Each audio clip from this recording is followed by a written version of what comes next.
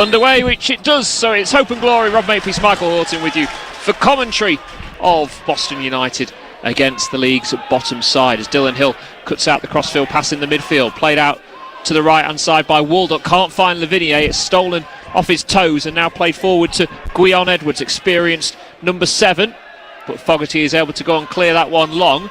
John Lewis would have been offside, but Donnelly isn't, and he's causing a real nuisance to that back line as Fronsolet with a bit of a miscued clearance. Lavinia picks up on it. John Lewis to his right, still with Marcel Lavinia. Waldock makes the run into the penalty area, and the long right leg of Fronsolet just able to prevent it, getting to the Boston front man, and then it goes out of play for a Pilgrim's throw, but Boston will want to get on that front foot nice and early, Michael. It was a nice run, wasn't it, from Waldock into the box, getting behind the defender. Fortunately couldn't find the pass, but at the moment, I don't know about you, I look at Boston, they look a bigger team, don't they, generally, than Morecambe. Yeah, they've got not too much height in their team. Fronsolet probably the one who stands out as centre half, but Kukuru, who's sent off on his Morecambe debut on loan from Arsenal, back in the side tonight. Aziz, another of those flair players that Morecambe have many of in their team, and he's played the ball out to the left hand side now for Williams. Forward to Edwards. Lavinia into the challenge, doesn't win it at first attempt but does at the second, and now can bring it forward and is allowed to come forward. Lavinia just gets shoved off the ball, and an easy free kick won by Lavinia, and a chance for Boston United to load that penalty area. Well, I think from a Morecambe point of view that Lavinia just won the ball back far too easily, didn't it? And then a bit of frustration for Edwards in trying to win the ball back. He committed the foul, but kind of underlined that point made early on. They just look at the moment physically stronger. 2 minutes in, 0-0 here on Hope and Glory. It will be a free kick from the right from Matty Carson to stick into the box. Again, Boston with different threats in that area. Usually we talk about Mills and Teal and Lancashire. Well, tonight it's Grist and Fogarty, the two options. Kelly, just the second furthest player, back outfield player, apart from Lavinia, who's in the centre circle. But it will be Carson, right arm up in the air, delivers the cross into the box. It's come all the way through and way too much on it, and Blackman could just see that one out for a goal kick. Shame really, it was just slightly overhit, wasn't it? Because for me, Blackman just stayed a bit too far back. I would have wanted him to be a bit more decisive, but I guess we also don't quite have the angle on where the ball was, and he probably was quite relaxed about the angle. So Blackman ready to take this goal kick from a Chelsea youngster. Played at Shrewsbury most recently. Cleared long. Grist to Lavinia, flicked on. Hill gets a big shove in the back there, and that's an obvious free kick, and Ben Williams can't really argue with that. It was a ridiculous challenge, wasn't it? I mean, as soon as you put a hand on the back of a player these days, they're going to go down. Dylan Hill made sure the referee had no choice. So again, another chance for Boston United to load that penalty area. Sloggett coming across with Carson as another option. This is a little further towards the right-hand touchline for Carson to swing this one into the penalty area, midway inside the Morecambe half. Already early goal in the National League. Boreham Wood leading at York by a goal to nil. That's 4th against 6th. And it's going to be Carson who delivers this into the edge of the penalty area to John Lewis. Worked out to the right to Sloggett. Obviously a routine they've worked on. It's not quite worked because Sloggett's played the ball in behind Dylan Hill, and now Morecambe will look to go on the counter-attack. Kelly has to be careful here and get something on it just to prevent Nuttall getting there. It's kept in play. Out for a Morecambe throw now, much to the displeasure of the Boston supporters over on that opposite side, who have been able to move back into their usual spot tonight. Scunthorpe took up quite a lot of that stand on Saturday, but Boston fans back where they usually like to be placed on that halfway line. And it's Morecambe who have it out on the right hand side. Long direct ball forward, and that should be an easy gather for Reece Lovett. That was a nothing ball, wasn't it? Nothing ball. I mean, the striker was nowhere near it, and was asking for miracles for it to actually result in anything. So Lovett able to bring the ball out of his penalty area. 4 minutes in, 0-0. Still awaiting our first chance on goal. John Lewis gets up, does well to win the header. Donnelly has it, tries to play it for Waldock. Just a little header nodded down for Dylan Hill. Now out towards the right to Lavinia, who's never going to get there, and now he's out of position, and Hill needs to come across and cover because Edwards is coming forward down that left hand side once again, and Dylan Hill does superbly well to just get there and get his body in the way. Lavinia takes the quick free kick now. Sloggett is the man driving forward for John Lewis. Just holds play up. Plays it just behind Carson, but Kelly is there. Carson in space on the left. Kelly decides to go back to Fogarty, who was on international duty for Northern Ireland this time last week in a 2-1 defeat against Germany. Not had too many minutes of late for Boston, but getting the minutes in his legs on international duty for Northern Ireland. It's the Birmingham loanee who has possession on the halfway line. Played across now for Grist. Out to the right to Lavigne. First time ball forward for Hill. Slide challenge comes in from Williams. Boston again picking up possession through Grist. Morecambe sitting there in a low block, not allowing Boston any space in their half. Boston with it on the halfway line. Slog it across to Fogarty once again, but Morecambe with everybody behind the ball. Now Kelly tries to play the pass forward for Waldock, just forces it, and Morecambe are able to go and clear it long. And certainly when you're a side that conceded as many goals as Morecambe have, Michael, you can understand why they're doing what they're doing. Yeah, absolutely. I'd just be interested to see how they pick up Waldock, because he's dropping in that sort of 10 role, isn't he? And I'm not quite sure if the midfield are going to drop deeper and pick him up, or if the centre halves what they're going to do, because they're not quite picking him up. If you look, he's getting a little bit of space at times. Long ball forward. Carson can't win the header, but he goes out for a Boston United throw. 6 minutes in, 0-0. And it's going to be Kelly recalled to the side. Spoke about that with him on Thursday, about making the most of his opportunity when he does find his way back into the 11. And the suspension to Alex Lancashire has allowed Kelly that opportunity tonight, as Carson goes back to the halfway line to Grist once again. Now out to Lavigne on the right. Awarded the sponsors man of the match on Saturday. Is that the first time Dylan Hill's not won this season? I think so, yeah. And he only played an hour as well, Lavigne. He came off with cramp after an hour, but he still got the man of the match. And recent signing was on trial at Lincoln over the summer, picked up an injury in the pre-season game against Bromley, and only recently signing here at Boston. Fourth appearance for him tonight. John Lewis flicks it forward. Francillet going across to his fellow centre-half in Kakuri. Cleared long. Sloggett does well to control it. Hill points where he wants it and gets it now. Now back to Grist. Lavigne to his right. Grist instead goes inside for Sloggett once again. Now it is with Ben Grist and across to Fogarty. It's Boston dominating possession. As I say, that Tommy Fogarty decides to pass it to Morecambe. Instead it was the supporters rather than the yes, team. I was about to say it's to the 20 or so in the stand, wasn't it? It was a misdirected pass, to say the least. It was very kind of him to give them a touch of the ball. Ball back is to Blackman, the number 40 for Morecambe, one of their recent signings. One player who's not involved tonight, Arjun Reiki, obviously on loan from Boston, so unable to play in this game tonight, although he's not played or featured too regularly for Morecambe since his loan move there. And it's with Morecambe who take a chance on Aziz. A challenge comes in, and that will be a Boston United corner. And how many times are commentators up and down the country saying that, Michael, that sometimes playing out from the back isn't the right thing to do? Yeah, it's all very well if you're Man City, isn't it? But if you're playing in the National, you're going to get picked off, and that's exactly what it happened. And frankly, they've got away with one there because Blackman was off his line at the time. So, first corner of the game, it's going to be a Carson left-footed out swinger from the left. 0-0 at the moment, 8 minutes in. Boston would love an early goal here against the Morecambe side, conceding on average 3 goals a game. Carson delivers it. It's towards Sloggett, making the run in deep. It's just cleared in front of Blackman's goal and out for a Boston throw now. So Sloggett started his run from where Dylan Hill's standing, which is not great for people listening at home, so about halfway between the D and the side of the pitch. No one picked him up. He had a free run on that. It did. It was, and I think what's going to be interesting for Boston tonight is they've lost a weapon in a long throw. So Jordan Cropper's injury, season-end injury, he has the longest of throws, but Alex Lancashire was the second in terms of in line for long throws, and they're not going to have that tonight. So it'll be interesting to see what they do instead, as Waldock looks to run forward down the left. Donnelly into the box, tries to get there. Francillet heads it away, and then Sloggett was colliding there with Dixon Bonnet, and it will be a Morecambe free kick. Nearly 10 minutes in, it has been dominant in terms of possession for Boston United, but still really looking for a chance, Michael. And the other thing that was interesting to watch then was Lavigne was basically staying on the touchline, the right back. And if you looked at the number 15 for Morecambe, he'd come all the way in. There was acres of space if Boston had seen him, and there's lots of little signs of why they're conceding goals. There's a difference, though, in why they concede goals to Boston actually scoring some tonight, though, isn't there? Ball is with Morecambe inside the Boston half this time, with Williams just played back to the throw-in taker, the number 15, driving infield now. It's with the National League's bottom side, out on the left with Nuttall. Looks to go forward out to the touchline to Williams, back to Frontillate.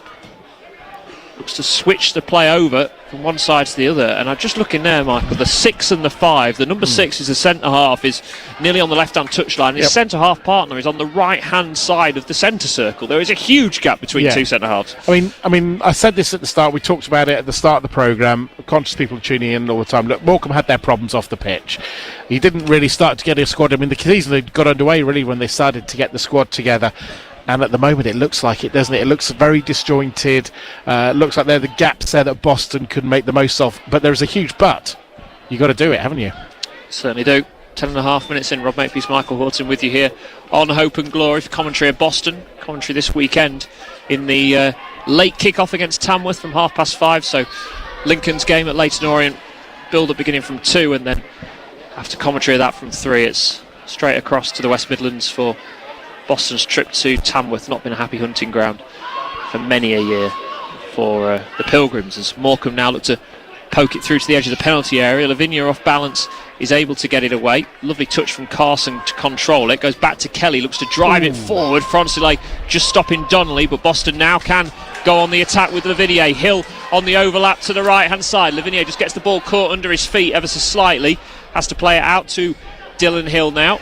The Boston number 8 goes back to Grist, across for Fogarty on the halfway line in the centre circle to Waldock. Space for Kelly on the left. Again, Morecambe, barring Nuttall, all behind the ball. Kelly again looking just to force that pass a little bit too much. A couple of times we've seen that from the Boston left back, and it's given possession back to the visitors from the Lancashire coast.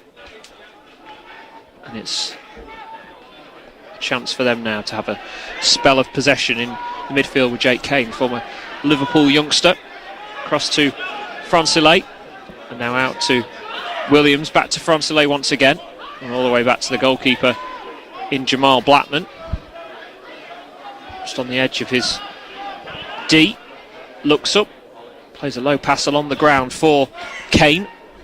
And now it's out on the right hand side with Lewis Payne infield to his right to Miguel Aziz.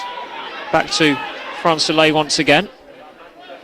Boston not allowing Morecambe to get anywhere, and now Curry under a little bit of pressure goes back to Blackman. Donnelly tries to chase after him, and again Boston need to get this press right and not allow Morecambe to find a way out here.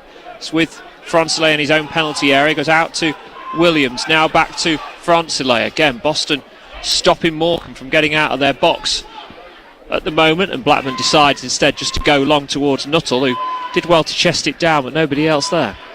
That's a bit odd, wasn't it? Lots of patience, lots of calmly playing it around at the back, and then Blackman launches one downfield. They don't look entirely comfortable passing it around, I have to say.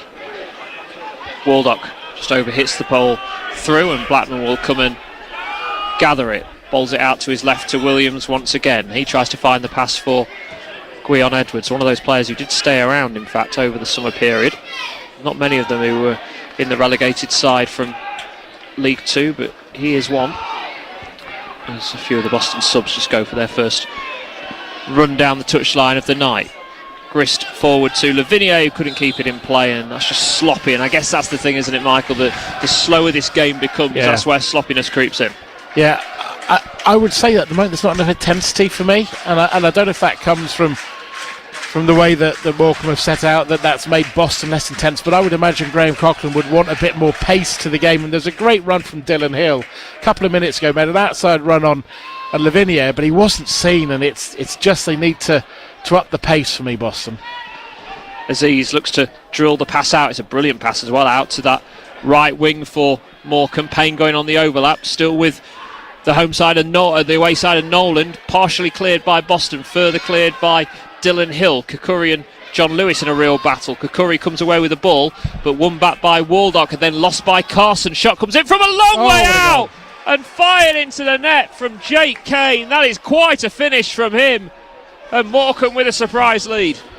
What a finish that was. It all came from sloppy play in midfield, and it was a comfortable finish past the Boston United keeper, and well, that's put the cat amongst the pigeons. It's not cleared by the Pilgrims, and it fell to the left boot of Jake Kane, and he rifled that one in. And it's given Boston some work to do here. Quarter of an hour played, and Jake Kane's goal sees Morecambe in the lead. When it feels like this at half-time, I wouldn't be in the changing room. No. Especially as Graham Coughlin will look at his bench and think, who can I bring on? Because there's not really what you call game changers on the bench tonight either, with the injuries that have hit Boston's squad. Richardson, Maguire doing running pre-match, so hopefully they'll be back for Saturday, but Mills and Teal both out. Lancashire out suspended. And players back underway then. Morecambe leading here by a goal to nil as Lovett plays it straight to Nolan, who was involved in that goal and is coming forward again down the right hand side. Former Accrington loanee, man who got plenty of goals in League 2 as well for Accrington. Bit of a surprise he's playing at National League level as Lavigne heads it away and out for a throw as the Morecambe manager. It was a great finish, Rob, but I mean it was a poor piece of play in midfield to lose possession, wasn't it? Yeah, the Morecambe manager dummies to go and pick up the ball and then leaves it. And already we might be seeing Morecambe just trying to slow this game down. It's with Williams. Boston trying to win it back. It's Morecambe who go all the way back to Kukuri. 16 minutes in. Goalless in the rest of our local games tonight. Gainsborough at Workington. Spalding United at home. Lincoln United at Silesden. All 0-0. Morecambe again slowing play down. It's back to the goalkeeper Jamal Blackman, imposing figure, good 6'5", 6'6". As Boston try and steal it in the press, but it's again just flicked by Nuttall out to the right hand side to Payne. Now for Nolan, who will look to use his left foot all day long, and Sloggett has gone alongside him. Nolan plays the pass for Kane out on that right hand side. Back to Miguel Aziz now, forward for Williams, who's come across from left back to play in central midfield for the time being. Now Dixon Bonner, space on the left for Edwards, who gets inside on his right foot up against Lavigne, but the offside flag has gone up, and Boston United do need to add some intensity to this game because it is just drifting, and that will suit the visitors. Yeah, and I mean it's the other underlying thing is that we know this from the many games we've watched, Rob, is that if you get a goal it doesn't have to give you a bit of confidence, and there's a little bit more confidence in the Morecambe team than there was 5-6 minutes ago. So free kick for Lovett. Nothing he could have done with the goal. No. A brilliant strike from Kane. John Lewis trying to bully Kukuri, but he comes away with the ball and passes it to his right back in Payne. Long ball forward from Payne. Fogarty try and see this one out up against Nuttall, but again just naive defending from Boston means Nuttall comes away with the ball. And Morecambe once again have possession. Since that goal they've had the majority of the play, and they're coming forward again with Williams out to the left hand side to Edwards, flick forward, and the run not picked up by any Boston defenders, played into the edge of the penalty area. Waldock can't get the challenge in. Luckily for Boston United, Kelly did, and the home fans getting slightly frustrated here because they can see Morecambe once again are on the front foot with Payne out to the right, and Nolan once again gets the cross in right footed towards the far post, and that's a really important header from Ben Grist. Otherwise that would have been a tap in for Nuttall, as John Lewis now battling with Francelet. Nothing given by the officials, but it is Morecambe now who are on the front foot. 19 minutes in, they lead through Jake Kane's opener, and Boston United, now they're looking the disjointed side, Michael. Well, I'd say that if you came to the ground and said one of these teams are looking to get to 10th place in the last 5 minutes, you'd say it's a team in red and black. I mean, they're passing the ball around well, they've got the confidence, and Boston at the moment are not finding anything that Graham Coughlin would want to, and he looks quite animated in the fact that he seems to be talking to his players at the moment, Graham Coughlin. Ball is with Payne for Morecambe out on that right hand side once again. Now looking for the switch of play from Nolan. Lavigne is not going to get there. Edwards flicks it into the box. Lovett decides to stay on his line as Dixon Bonner can only slide and play the ball into the side netting, but there's just a bit of indecisiveness as well for that Boston United defence, which we haven't seen when we've got the regulars in there, but just a couple of times, just the communication not there between that back four with 3 changes in it this evening. Yeah, I mean, in truth, it looks a little makeshift, doesn't it? But that can't be an excuse tonight for Boston United, because there's still plenty of good players. You rightly point out one of them was away on international duty when he wasn't even getting in the Boston United side, so they've got good players out there. They just need to start playing, because at the moment it's very flat, and they need to give something for the fans to grab onto. Hill has it. Looping ball forward. It's just a ball that's easily dealt with by that Morecambe defence. Back to the goalkeeper now. Blackman under a little bit of pressure, able to clear it away. Sloggett heads it forward now for Waldock. Wants an option, has to go out to the right to Lavinia. Now back with Hill. And now Lavinia, can he have a run down this right hand side? Challenge comes in. Will be a Boston United throw. But Marcel Lavinia, of everybody, has probably been Boston's best attacking threat. And maybe we do have a long throw specialist. Ben Grist is going to be the next option here. What are we going for? Near post with the throw? We've not seen a Ben Grist long throw. So I've seen a Lancashire long throw. I've seen a Jordan Cropper long throw. We could probably throw it to Skegness from here. But Ben Grist, we're not sure what he will offer. But the fact he's come forward from centre half suggests that this will be a longish kind of throw, which it is, into the penalty area. Flicked on and then fired away by Gwion Edwards. Lavinia and Lovett have to deal with it. Lovett come a long way out and takes a touch and then will clear it with his left boot. And then it's cleared away by Morecambe once again, and Lovett was only just making his way back towards the edge of the penalty area. I think he was on gas and air, how far he'd come out there, wasn't he? Yeah, it was a bit of a risk from Rhys Lovett. Cleared long by Grist this time, over the head of John Lewis. Aziz flicks it forward. Now with Carson out to the left-hand side to Michael Kelly. Bit of space for him to move into, but again his pass is poor and cut out by Morecambe and cleared long by Payne. And that's where Boston really need to find a little bit more quality to try and break down this Morecambe defence, as the ball is back once again with the Boston goalkeeper in Lovett for Fogarty. Now with Sloggett, but it's in these moments of possession it's all very pedestrian, isn't it, from Boston? It's far too slow. There's no zip to Boston's play. You know, the bit of zip we've seen is from Morecambe since they got their goal. Yeah, Jake Kane's strike from the edge of the area, the difference so far. Kelly inside for Carson, goes long. Donnelly battling for it with Payne, and the referee has decided Donnelly was pushed, and it will be a Boston free kick and a chance to load the penalty area from the right this time. From the left, sorry. Craig Coughlin having a chat with his coaching staff, what he wants from the players, and his body language and where he was pointing. I think he just wants a bit more zip, as we keep saying. Yeah, just pensive looking with his arms folded down to our left-hand side. But a Boston leveller here will raise spirits at the Jatemans tonight, which is very quiet so far. It's going to be Carson who will deliver this from the left-hand side then.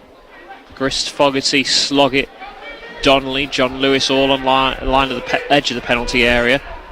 Waldock and Hill on the edge of the D. Carson delivers the free kick into the box, not properly cleared, right in front of the goalkeeper. It was headed away, and Morecambe go and whack it away.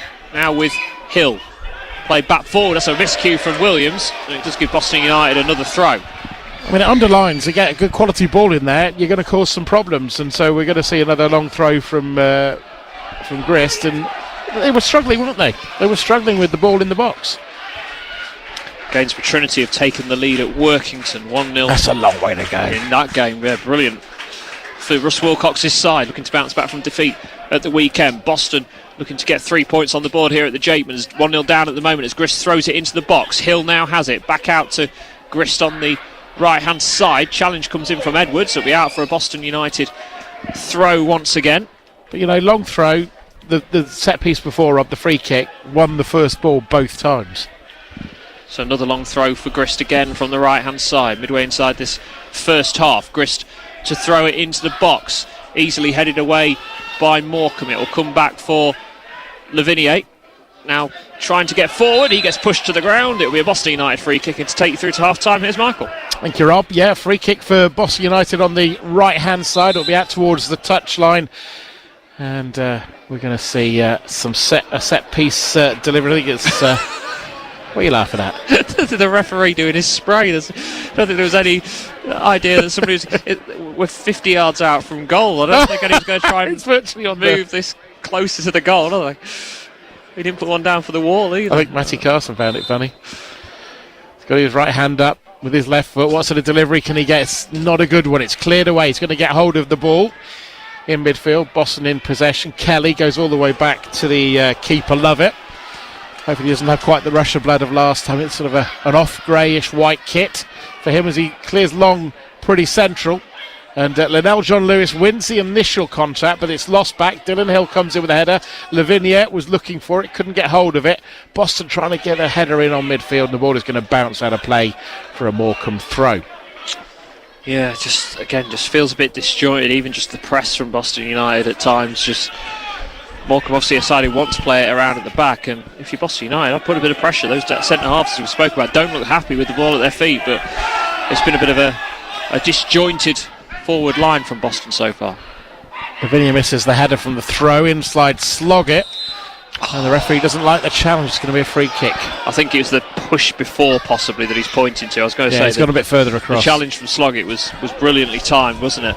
It was decent challenge that from Sloggett, but again, you don't want Morecambe to keep slowing this game down, because they will take every opportunity to do that, and well within their rights, bottom of the league, away from home, winning 1-0. They just want to get a result, don't they? Boston United 1-0 down. Morecambe have gone back into their own half. Not a team who are going to play it long, and they're clearly going to try and find a way forward. Although then the keeper goes long for Morecambe, headed away for the Pilgrims by Kelly. Ball comes back into the Boston area, but there's no one forward, and you don't sense they're going to take big risks, are they? They don't need to. Look, they have the 1-0 lead, but they're not going to load the ball in the box. It's not their way. No. Graham Coughlin described Morecambe as the Harlem Globetrotters pretty much. I think just in the fact that they can do spectacular things at times, and that's exactly what they did for the goal, wasn't it? Boston United in front of the Morecambe penalty with Dylan Hill out to Lavinia on the right. Can he tease across here? Taken on his man, wins a throw for the Pilgrims. Yeah, again, Boston just need to get players in the box, don't they? Takes it quickly, throws to Hill. Hill right-footed cross into the penalty area. There's a touch falling for Waldock, and it rolls through to the keeper, but Boston are getting those first touches in the box. Yeah, they need to put more balls into the box, don't they? A lot of their players have been really laboured, but I just wonder if Boston maybe going a little bit more direct, getting the fullbacks to put crosses in early. We've seen Morecambe seem to struggle with that. Yeah, a bit pedestrian at times from Boston, but it was a fantastic strike from Kane that's given Morecambe the lead, and it's at the back with Grist for Boston United. The long throw specialist haven't been too bad. Not quite the weapon of the people he's replacing, but it's not too bad. And Boston now caught in a exchange of centre half passing out towards the left hand side to Kelly. Plays it down the touchline, intercepted by Morecambe, but poor first touch, and Boston nearly win it back. They're now pressing the ball with Donnelly. It's cleared away despite the efforts of Donnelly back inside the Boston United half. And the Pilgrims just need to try and up the tempo, up the pace. It feels a very flat evening at the moment. It does, and about 3 or 4 times Michael Kelly's tried the same pass, and all of them have been intercepted. We need to see better quality from him at the moment. He's not taking his chance which he's been given this evening. Waldock made a good run, it just couldn't find him with the pass through. That has been one of the features from Boston. Waldock playing in that sort of 10 role, Rob, and trying to run beyond the strikers even at times. Yeah, needs to provide something, doesn't he? You know, brought in, obviously taking the step up, been injured a lot of the season, gets again, is running the team now, and been there to provide opportunities, chances for that forward line, and we need to see that in this game in particular. Boston United all in amber and black as you'd expect at home. It's kind of a AC Milan kit for their opponents. Morecambe, red and black stripes, white shorts and black socks as the Pilgrims get out to Lavinia. Comes inside, he's got a bit of hassle on him, but goes backwards all the way back towards Lovett, the keeper. And Boston moving forward, still inside their own half. And now John Lewis trying to hold on the last line of the defence as Dylan Hill is nearly dispossessed in midfield, but in tight areas Boston lose possession, and now it's a chance for Edwards to get it forward. He tries to feed it through to Williams, but it's a sliding challenge, but it's a shake of the head from Rob there. Yeah, just struggling, aren't they? They're really. It just reminds me of the games earlier on in the season when Boston did struggle, the likes of Eastleigh and Halifax and Truro, where they were on that poor run of form at the end of August, where they just couldn't break sides down and didn't look like getting chances in on goal either. Yeah, they didn't have a good record earlier in the season against teams towards the bottom end of the season, bottom of the table. It's going to be a throw for Morecambe, halfway inside the Pilgrims' half on the left-hand side, attacking the north stand or the town end. As Gainsborough Trinity are now 2-0 up. That's some scoreline, Rob. Yeah, brilliant for Trinity. Let's say away from home after the disappointment at the weekend, to go to Workington after probably working in the day. Yes, Workington on the side at the bottom of the table, but still to go and get a result like they are, and at the moment going up into the playoffs. Absolutely. When you think all the trouble as Donnelly's trying to get in behind, he's got in behind the defender, chasing down the right side. He's got two centre halves with him. They're sliding in, trying to win the ball back. Donnelly needs some help. He couldn't get it, but has he done enough to win a throw? He has. And again, this is why I think Boston can break Morecambe down. When do you ever see a situation where both centre halves are in the left back position, right in the corner, defending the same thing? There was no centre halves in the penalty area, and then old John Lewis would have been in there. So there is options for Boston here. Boston United looking for a right-footed cross. They're going to win a corner. It just feels like Boston aren't making the most of what can be seen here. You know, the centre halves look disjointed. They don't look a partnership at all. And Boston really haven't challenged them, I don't think. There's not really been a spell, has there, where things have happened. Yeah, I'm not sure I've ever seen two centre halves come to the corner flag for a challenge. No. Certainly not in that way. But Morecambe have the lead thanks to a fine strike from Kane.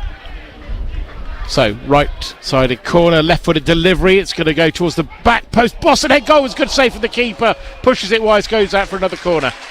Yeah, I think it was Donnelly, wasn't it, who got his header on it. Fogarty was almost the decoy there. And yeah, great chance for Boston. And please don't play this one short. I think just caused so much issue by getting the ball in the box. Put it back into the area. They've looked like they can cause problems with set pieces. Can they here? Boston corner, left-footed into the penalty. Keeper comes out, double fists it clear. The attempted smash downfield has got more height than distance. Boston head it back towards the penalty area. Linnell John Lewis competing for it, trying to get onto it, can't do so. It's cleared away again. High ball back towards the penalty area. Boston players would have been offside, but they've won it back. Dylan Hill involved in the move now. Slog it. And he plays it behind Griss. Is he going to just about keep it in play? No, he's not. He's going to roll out of play. Bit better from Boston in the last 2 minutes. Getting balls in the box, doesn't it? That's what they were doing again when the ball was initially cleared from Morecambe. Straight away back into the penalty area, trying to cause issues, trying to cause problems. And they need to do a bit more of that in this final, 12 minutes of the first half. Boston trying to press Morecambe on the edge of their own area. Long ball over the halfway line. Kelly chasing back, wary of the player behind him, the Morecambe player, but gets it back to Lovett, the keeper. And his second touch of the ball is to send it out to the right-hand side, and Grist will go long. It's a low, skiddy effort. Waldock trying to control it, can't do so, and it's one back in midfield for Aziz. Had a couple of nice touches, the number 8 in midfield. As Morecambe have worked a bit of space down the right side. Ball in the box, chance for a second. And it's a good block from Boston United. Then the attempted clearance and the ball ricochets to Lovett. And that has to go down as a good opportunity for Morecambe. Yeah, it really was. Dylan Hill getting back there and getting his challenge in, which he needed to. But again, Morecambe looking dangerous, isn't it? From that right-hand side, Nolan's got real good quality, Football League quality being shown from that right wing. And he's the one who looks like he can deliver some challenging balls into the box. Donnelly did come from an offside position. The assistant referee in front of us has his red and yellow flag up, and he certainly was in an offside position when the ball was played. Still 1-0 to Morecambe. Yeah, and again, they're just going to take their time over this free kick, and they've looked pretty comfortable. Just that save, wasn't it, from the corner from Donnelly, has been the only real opportunity for Boston in this game so far. Morecambe have had a couple of chances, and obviously the one that was taken by Kane. It is with the keeper, Blackman. Goes long, playing the ball in behind Kelly, the Boston left back, but that's overhit and it's going to roll out of play. And if it were rugby union, it would be a good kick for touch. And it's football, and it's going to be a Kelly Glad you cleared that one up. Well, it's not. There we go. Anyway, I nearly dug myself a hole then. I'm just going to carry on talking as it's flicked on by Linnell John Lewis. Donnelly's trying to turn his man, appeals to the referee for a free kick, going to win it. He's looked, from the last time I saw him play, Robbie looks a bit sharper, a bit more physical. Yeah, he's playing on the front line a bit more as well. Usually we've seen him play, he's played almost as wide of a 3, and he seems to thrive off playing off Linnell John Lewis and just being on that last man and being a danger. We've seen it a couple of times where he's nearly been able to break through that run down here on the right hand side where he took it to the corner flag, and that chance there as well. He's somebody who seems to be learning that position and learning off Linnell John Lewis. A little bit of frustration, I think, amongst some of the home fans. You can understand why, really, as it's played out towards the right, and Boston just about holding on to it with Dylan Hill. Sloggett creates himself a bit of space and a bit of time to move the ball, which is now at the feet of Kelly. Kelly playing it inside. That's a nice touch from Linnell John Lewis. That towards Lavinia. Lavinia holds on to it. Oh, and then then Williams takes it away from him. It was a bit better from Boston. Still not quite the pace you want, though. There's a ball in behind. The keeper is not going to come for it initially, but the spin of it takes it in his direction. And Blackman gathers it in and bowls it out quickly. Almost like a throw-in, wasn't it? Taken. He did that over his head. But what I like there, yes, Lavinia didn't get past his man, but he gave it a go. He tried to get past him. We haven't seen a lot of that, and Linnell John Lewis has gone down here, and this is not good news. Well, I can tell you by the reaction of Graham Coughlin, he's not in a good place in terms of another injury, and it's, of all the players to get injured, he's probably not the one I would say they want to lose, because he's just so important for them to get down the pitch. Strike rate of 1 in 2 nearly as well so far this season, and Boston haven't got a lot of players who are scoring goals, so to all of a sudden lose Linnell John Lewis, it's just, Jordy Hawuli's going to come on, previously at Morecambe, at the last club actually he was at before he played for Boston United, but not the same threat. It almost felt as well, Graham Coughlin's reaction, like maybe John Lewis had an issue going into the game. I thought that. The way it was almost like he had said, are you sure you can play? Are you sure you're going to be okay? And Linnell John Lewis, just by Graham Coughlin's reaction, I got that same kind of feeling that you did there. Well, John Lewis is walking to the side of the pitch. The fact that Huula's already stripped, ready to come on, kind of underlines that point a little bit, doesn't it? That it was in their mind for him to be so ready to come on so quickly.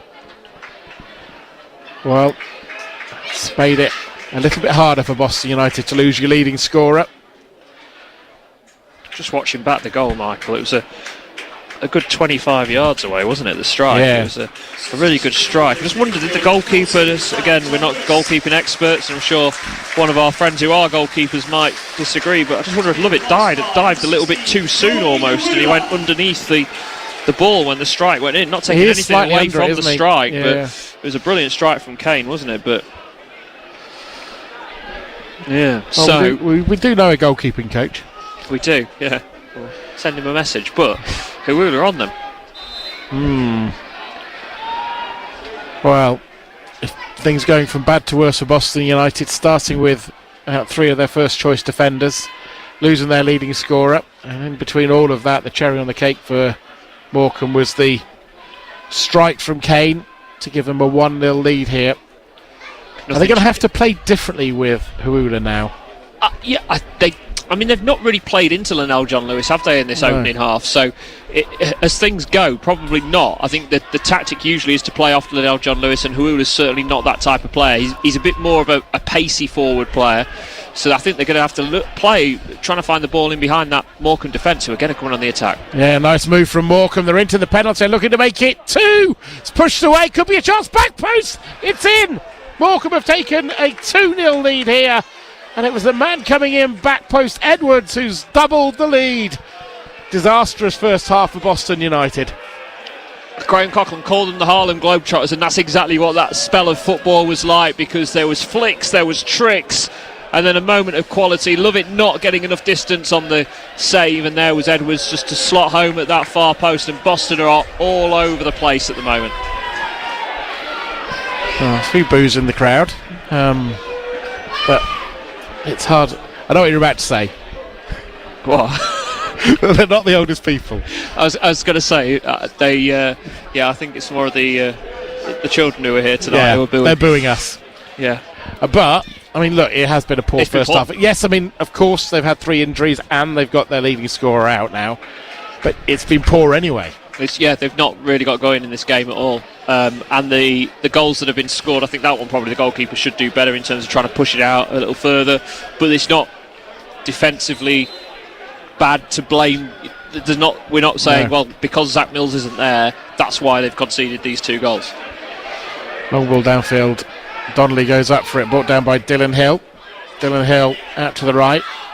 Lavinia, Sloggett. Boston moving it around. Griss back to Sloggett. Sloggett across the back line.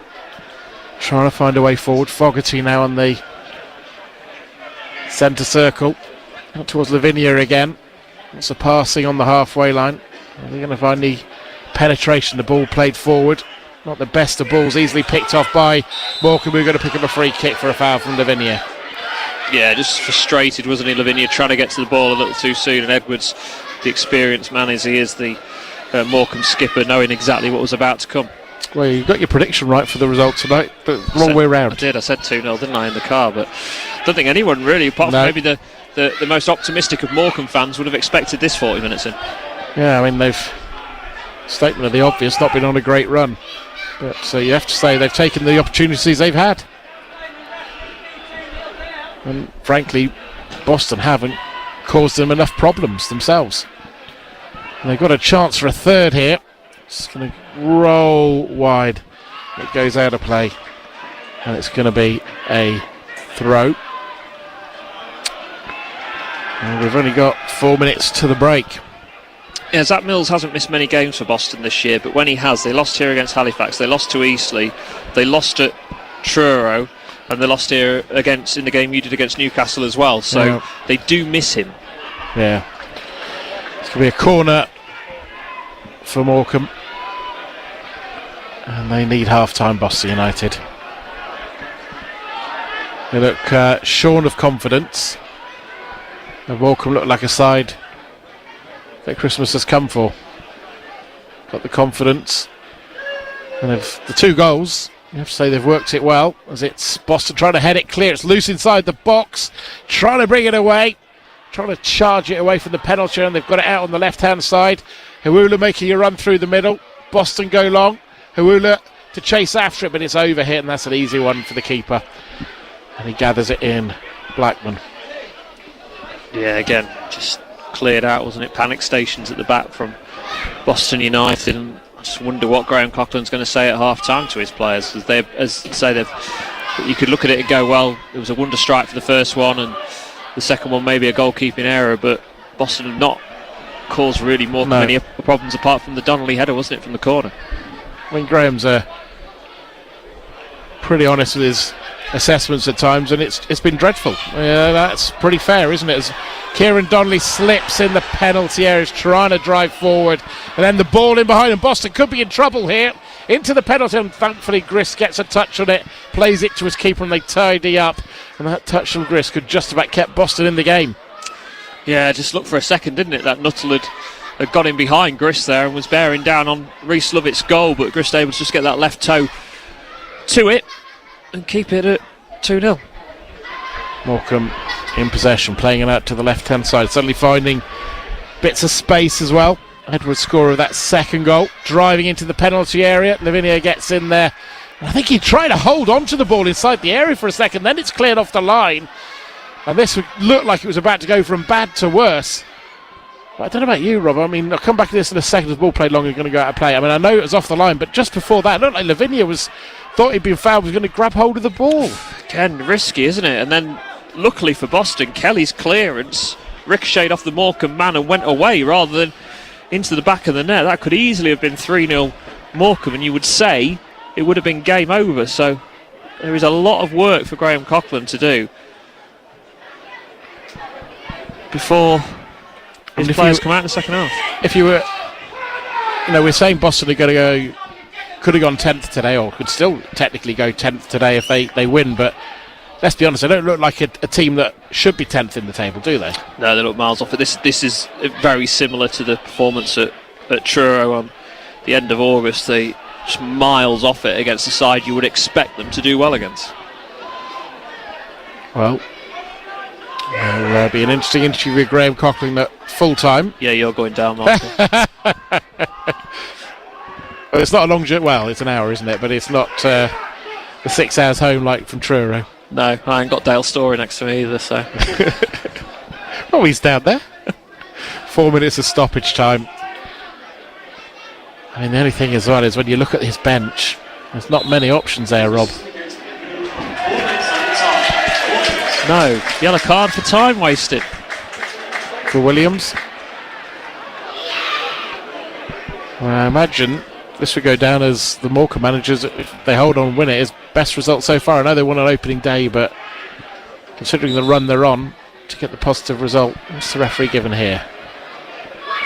He's making us all do it again. He doesn't like something. Whether he's taking the throw from the... What? Is it the ball's flat? I don't know what's going on. They went to take the throw, he wasn't ready, and now they're taking forever and an age to get the ball back. Well, shall I do the optimist bit here? To remind you that this referee last time you saw... No, well, actually did the Altrincham game last season when they won. Yes. Oh, right. So they won that one, Boston, but obviously you saw the 4-4.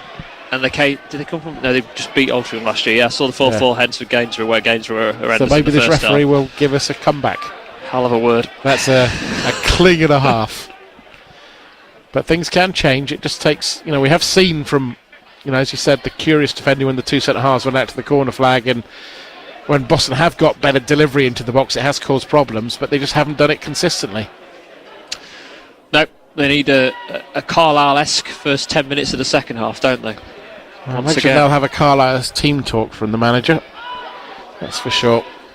Ball headed away. It's going to be a throw for Boston United, halfway inside the Morecambe half. Taken quickly. And across to Grist, who's going to have to chase to get hold of it just inside his own half to Lavinia. Back to Grist, looks up, plays the ball in towards Donnelly. Heavy first touch, ball gets away from him, fighting back for it. Lavinia, great challenge. And it's a chance for Hawuna, slightly caught on his heels, I thought there, didn't react quick enough. Headed back towards the Morecambe goal, and that will be a comfortable one for Blackman. But I like the look of Lavinia, he's prepared to put it in. He is, and he's a threat, isn't he, in terms of an attacking sense. I just don't think Boston have really used him enough in this first half. First 5 minutes or so, we got a lot of the ball, didn't he? But away from that, we've not really seen a lot of him in this half where we are. Ball is out of play. Blackman booting it out. And I certainly don't... I mean, the Morecambe's recent record suggests this game is by no means done. But Boston are going to have to play a lot better in the second half.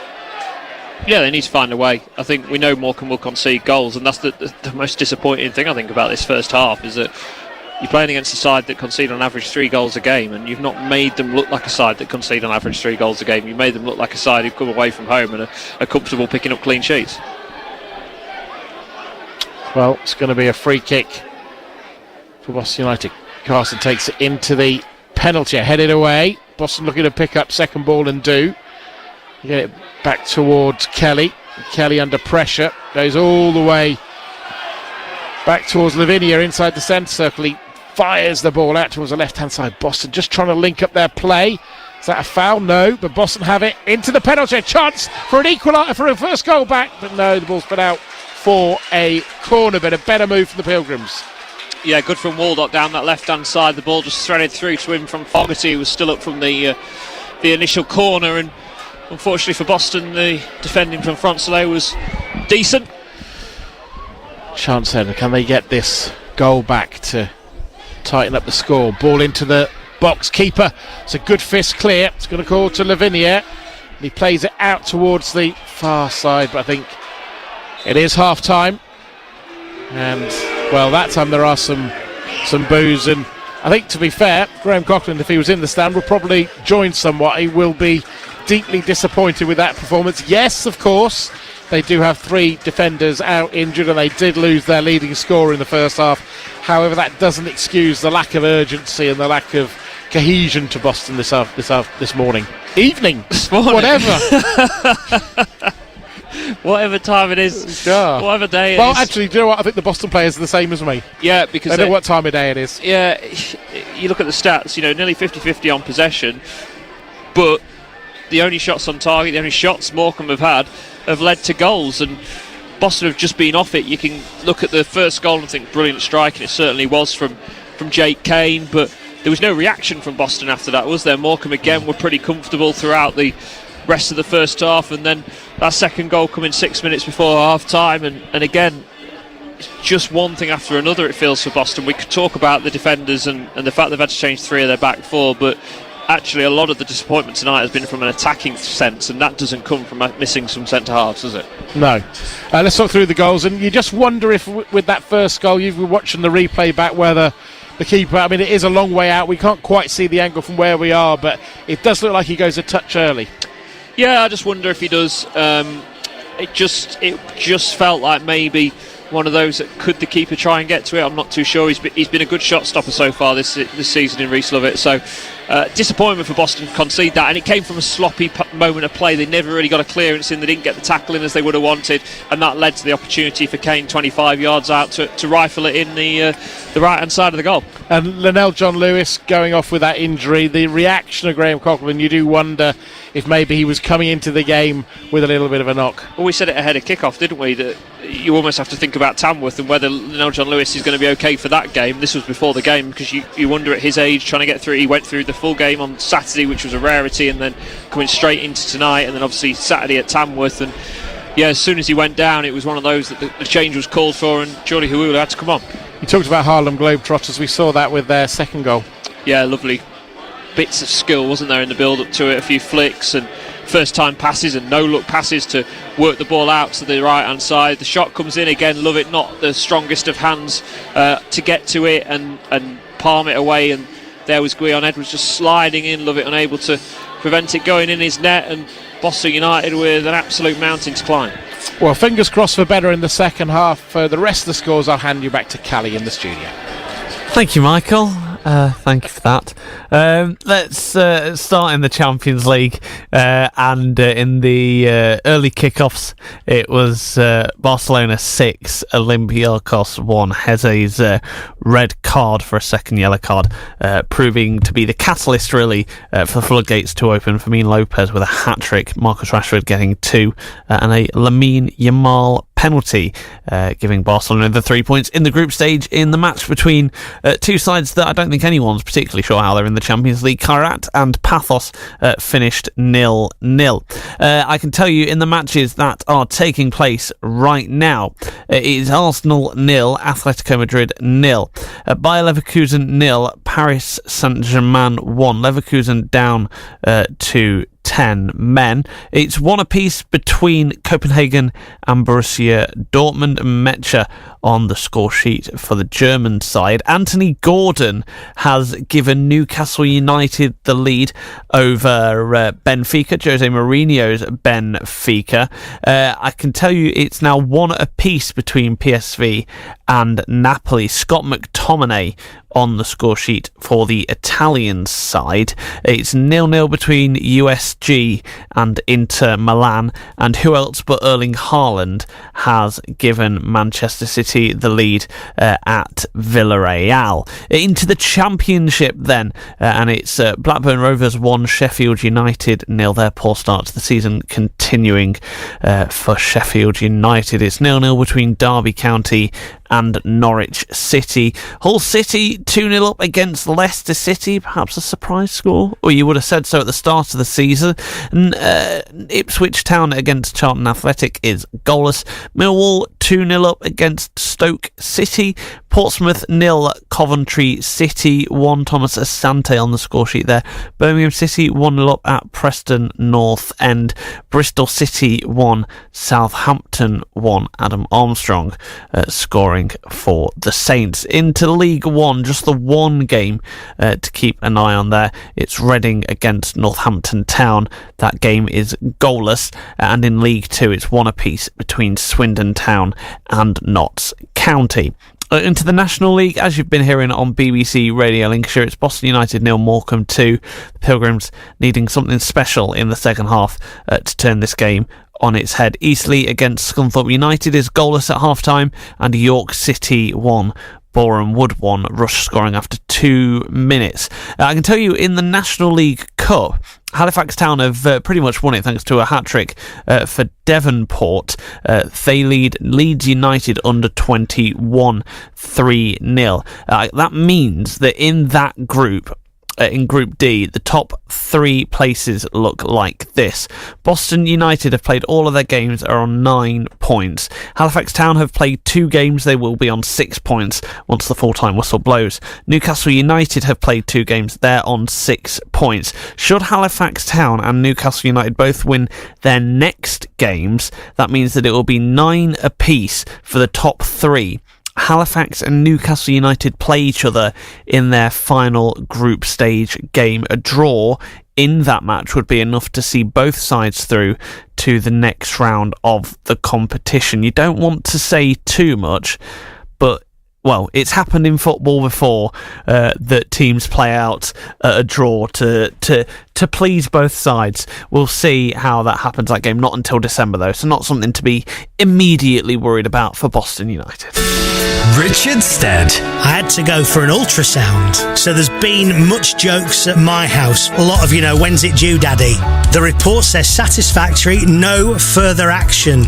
Although, and this is damning, is this? It says technically difficult scan due to large body habitus, which I kind of knew what it meant. Basically, it's medical jargon for he's a bit of a fatty. So everything is good, but there was technical difficulties due to my large body habitus. You can probably see it through your radio.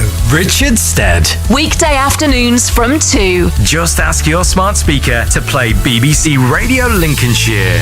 In the ever-changing nature that is football, I can tell you a couple of updated scores. Manchester City now 2-0 up thanks to Bernardo Silva against Villarreal. PSV have turned it around in the space of 7 minutes. They were 1-0 down to Napoli. They now lead 2-1. And elsewhere, Bayer Leverkusen were 1-0 down and a man down. PSG have almost thrown it away. They've had Zabrani sent off, Alex Garcia converting the penalty. It's now 1 each in that match, both sides down to 10 men.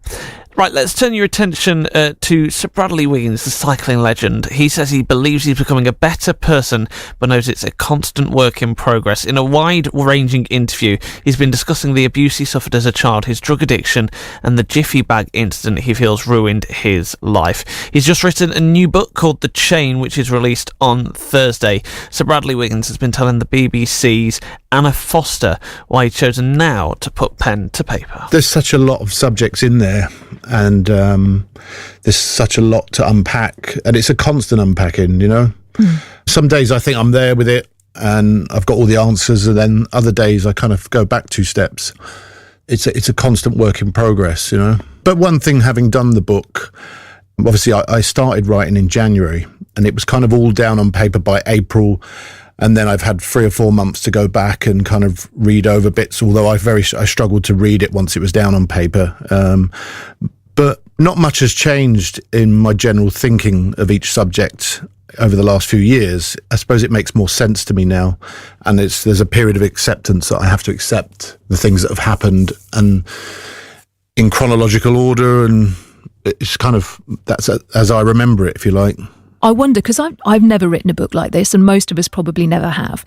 When you're going through it and you're going back through life and you're looking at some of the most difficult experiences that you ever went through, things like the sexual abuse, for example, from your coach, how do you decide whether or not to put that in? How much you say about it? What words you choose? Yeah, I mean, that's a difficult one. I think, so I did an interview with Alistair Campbell 3 years ago for Men's Health magazine, and I had no intention of talking about that subject with him.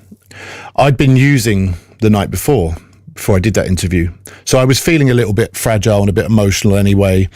And I remember thinking towards the end of the interview, I need to tell someone about this, something I had to get off my chest. I was living a lie.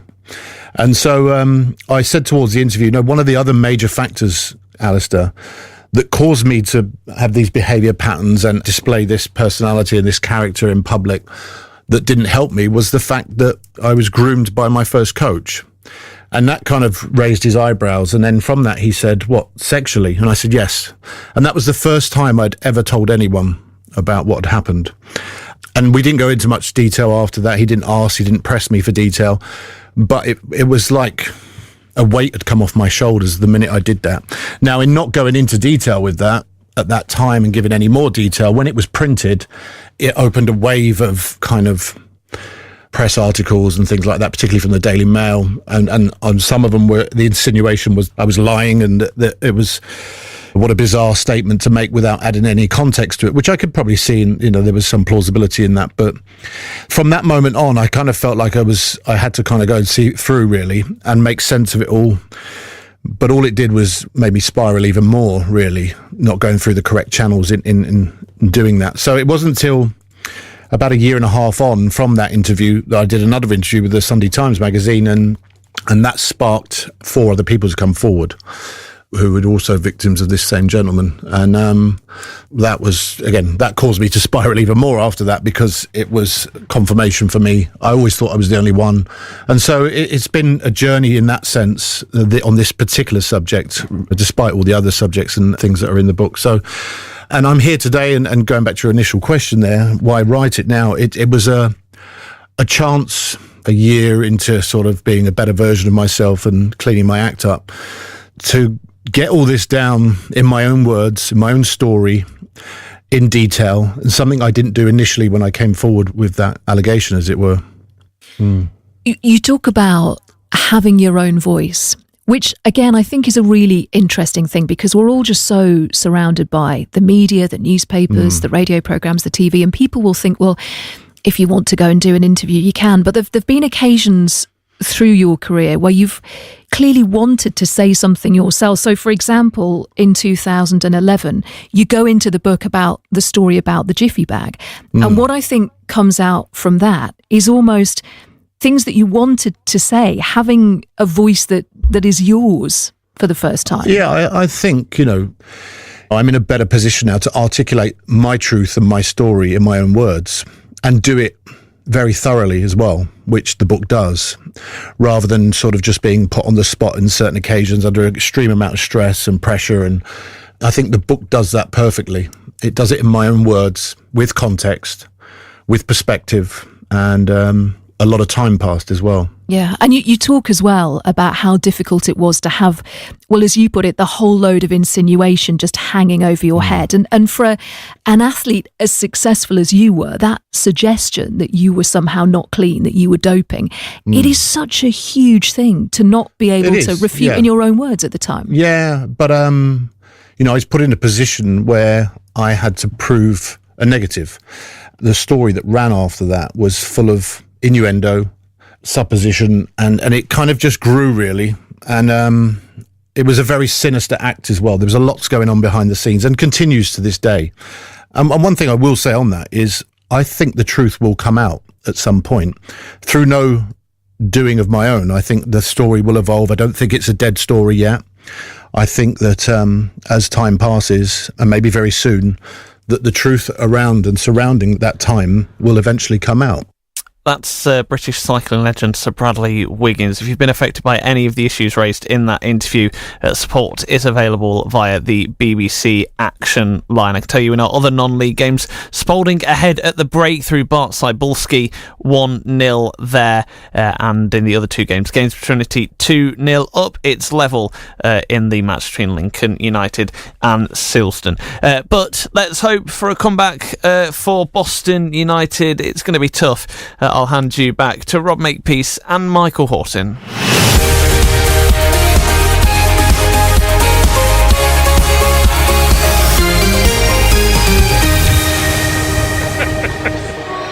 Welcome back for second half commentary. I can tell you that both sides are unchanged at the start of the second half here. Morecambe leading by 2-0, so plenty of work for Boston to do in this second half.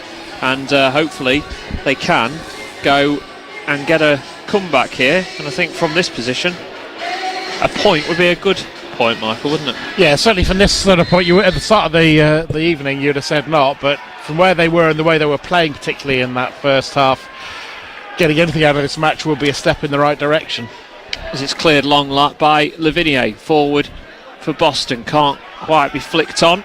And now Kelly having to backtrack under a little bit of pressure, but not too much from Nolan.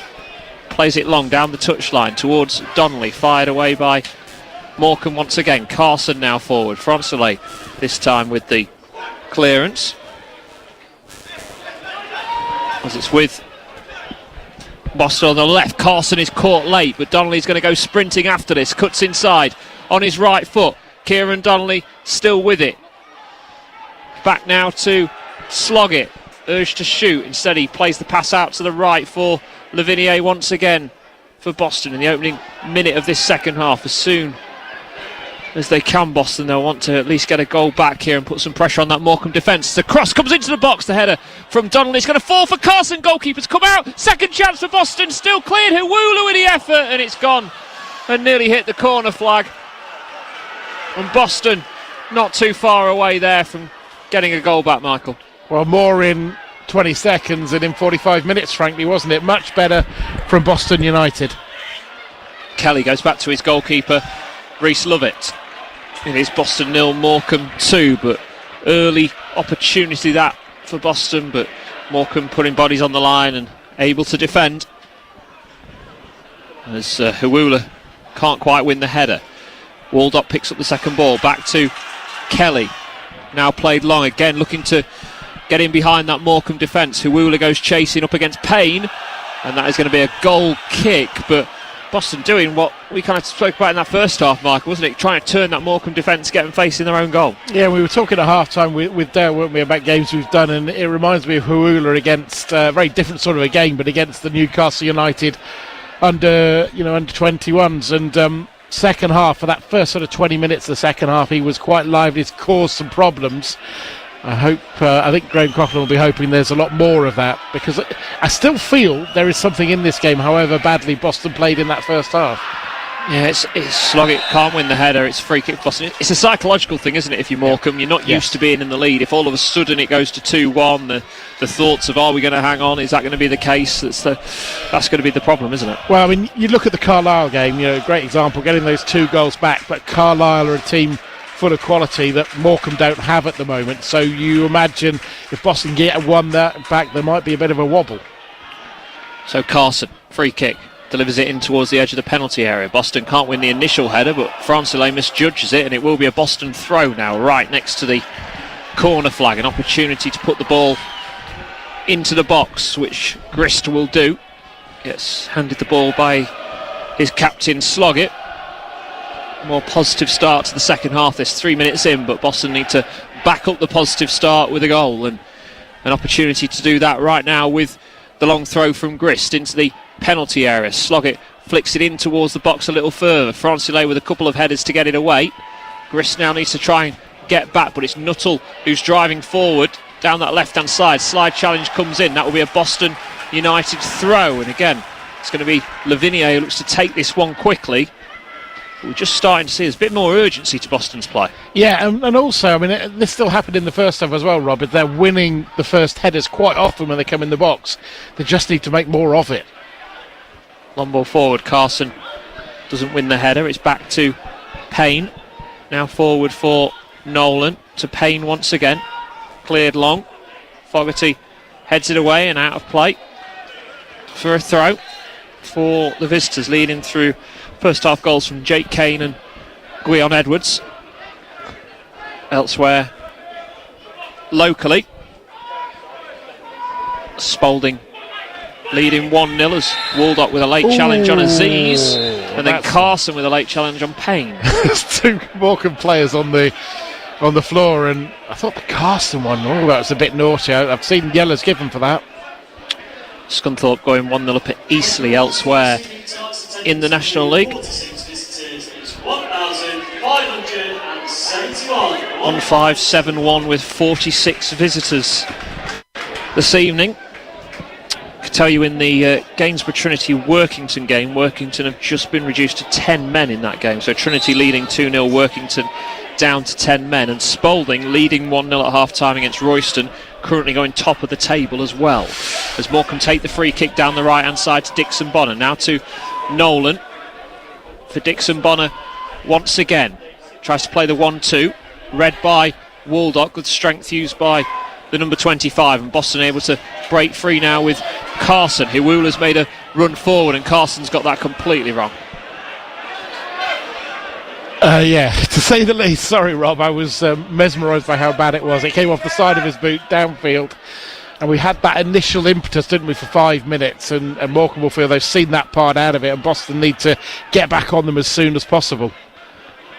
As the ball is played forward by Morecambe, Fogarty with the diving header to get it away, but the space is at the back for Boston to fill, because it's Morecambe on the attack once again with Payne on the right hand side for Nolan. Once again, looking to take on Sloggett. Goes towards the edge of the penalty area, back on his left foot. Now twisting, turning, trying to find a way. Challenge comes in, is from Carson, and the referee says it was an unfair challenge, and it will be a Morecambe free kick. I don't think it was that bad a challenge, did you? Am I seeing the game off? I think he possibly caught him. Yeah. But again, gives Morecambe a chance, isn't it? Gives them an opportunity. Gives them a chance to load it in the box, although the famous last words, they haven't looked to threat as much as Boston have from set pieces, but that will probably mean they'll score now. Now these things go, don't you? Yeah, Morecambe leading here by 2-0, a result which would see them go above Sutton, who aren't in action tonight, and see Morecambe just go 2 points from safety, still with a game in hand. Boston would be down a spot to 16th tonight on goal difference. At the moment, Scunthorpe United going third and a point off top. Quite a return for them to National League, as the shot comes in from Nolan, and Lovett spills it and gives away a cheap corner. Very cheap corner. I mean, it wasn't on target at all. He took it wide, and I can't disagree with the assistant referee. It was out of play, and a needless set piece for Boston to face. So, chance for Nolan to put the ball into the box once again. Referee is just going to have a word here with a couple of players in the area. Lavinier is one. I think Nuttall is the back of a queue of 3 for Morecambe, which Lavinier is trying to disrupt and push into. And Lavinier is not even looking at the ball or facing the ball at the moment. The corner comes in from Nolan. It's deep towards the far post, headed back across goal and in! And Morecambe have got a 3-0 lead. What a mess that was from Boston. Shambolic. He was free on the back post, and it's a very good night for Morecambe and a very bad night for Boston United. And we said about that queue of 3, didn't we, that was trying to be disrupted by Lavinier, and he was nowhere near it. No, it wasn't. It's just bad, isn't it? I mean, I'm kind of running out of things to say. It's to be 3-0 down like they are at home. Yes, I know they have 3 defenders out, which may get mentioned by some, and the leading scorer's gone off, but Morecambe more than worthy of their lead. But let's not forget, this is a side that until tonight have been struggling to get anything. Football, eh? Yeah. So, another tough night for Rhys Lovett in goal for Boston. And Morecambe leading here by 3-0. Well, we talked all before the game about conceding goals, the visitors, but tonight they're on the right end of it. Completely on the right end of it. Yeah, I'm kind of running out of things to say almost, Rob, because it's that bad, isn't it? Boston go chasing after a silly free kick given away by Carson. As you said, you look at the bench, there isn't a lot there that can come to the rescue, is there? No, you've got Hampson and Coyle on loan as young players. Finley Ging is a youth team player, and Manny Norkett was hardly featured up front for Boston. So, free kick for Morecambe. Fogarty clears away. It's going to be another Morecambe throw. I mean, if you're Morecambe, you're thinking of more, aren't you? Well, this is your chance, isn't it? This is your opportunity. If you're Morecambe, especially now being 3-0 up, I think you've got a bit more flexibility in terms of what you do. Joe Nuttall was the man who scored that 3rd goal, the striker. And yeah, they're going to play with a side that looked like they could play in an attacking third with freedom. When you're 3-0 up, you're going to be able to play with a lot more freedom. I mean, to put it into context, they've scored about 15% of their goals this season tonight. Another free kick given away by Lavinier, who's going to get booked. And the last thing Boston need is your right back getting sent off. when you're already struggling defensively. And they're facing a big physical battle on Saturday, aren't they? Away at Tamworth, a game I know you're doing with Christian, aren't you? And very different sort of match. They'll be facing very different sort of opponents, but they'll be very battered and bruised, and sort of mentally battered and bruised, not physically battered and bruised, and wanting to prove a point unless they can create some sort of miracle in this second half. And it doesn't look possible at the moment, in truth. No, it certainly doesn't. Payne to take this ball forward. Nuttall knocks it down. It's with Nolan in the midfield. Lovely switch of play from right to left to Williams. Just has to stop himself, and now able to drive right through the middle of the pitch. Nobody's going near him. 1, 2, 3, and then he gets taken out by Sloggett. Play continues. Morecambe looking to play the ball in the box across goal, and it's a penalty for handball. Well, Boston's night is going from bad to worse here. Penalty to Morecambe.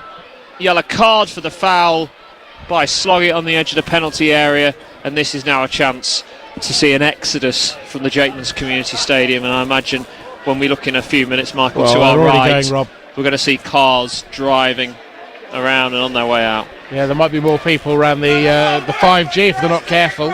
Away to our right. Just not been at the races at all, Boston United, but you also have to say full credit to Morecambe for where they are in the game. So it was Lavigne with the handball, having just been booked. Doesn't get a second booking, luckily for Boston, but Rhys Lovett, who's had a tough night in the goal, is now going to have to try and stop Joe Nuttall. Penalty scored at that end of the ground by Scunthorpe on Saturday. Will it be the same here on Tuesday night? National League's bottom side, Morecambe, with the opportunity to go 4-0 up. It's Nuttall, right-footed, goes to the left of Lovett. Good night, Boston United. Game over. I mean, he was nowhere near it. I mean, it's a penalty. It's that chance. Nuttall took it well. I'm speechless before, Rob. I'm almost more speechless now. I mean, at the end of the day, they were taking on a team that was struggling. Morecambe tonight have more than deserved where they are in this game. And, for Boston United, a lot of thinking to do, and the same for the management team. I mean, there's clearly no way back in this match, but also the damage it will do mentally for the players going forward as well. I mean, how can it go from being a team that play one of the top 5 in Scunthorpe, get a result? They played Forest Green, got a result. You come up against a team that's down the wrong end of the table, and is it because there's more onus on them? It's different when you're playing a Scunthorpe. When you're playing a Forest Green, there's less onus on you because the expectation is not as high on you. I don't know what it is, but if you look at Boston's record against teams down the wrong end of the table this season, it's not great. Boston have conceded 22 goals in the league this season. 8 of them have come against the bottom 3. Oh, there you go. There you go, Rob. Here come Morecambe once again. Players back underway. They lead here by 4-0, and Kelly's been easily done, and Nolan's now driving forward, and Kelly looks like he's running in mud as it's played by Kane into the penalty area towards the far post. Nobody was watching the run, and this feels like it could be a 5, a 6 or a 7 the way things are going. Yeah, you said about how many goals have come today against teams from the bottom. It's by my reckoning, is it 20% of Morecambe's goals have come tonight against Boston United. You know, all the stats that Christian, who does his games with us and is working on the announcing today, I'm sure he'll have a field day with stats tonight, but in a really depressing way. To be fair, most of the Boston fans so far have stayed. Yeah, they have, as Lovett takes the goal kick. Waldock flicks it on, nobody's there. Williams can play it forward for Nuttall. Out to the right to Nolan. Now with Nuttall once again. Already got 2, looking to score a hat-trick. Joe Nuttall. Played inside for Kane. Back to Aziz. Now for Payne. Back for the centre half in Kakuri, who's had very little to worry about this evening. Now with Edwards, the man who scored the second goal. That feels like a lifetime ago. That was only 6 minutes before half time, and Boston had started that second half with the chance, but it is a struggle to watch this afternoon or this evening for I've got Boston. You doing it now. Yeah. Kakuri. But anyway, that's how the players have been. They don't know what day of the week it is the way they're playing.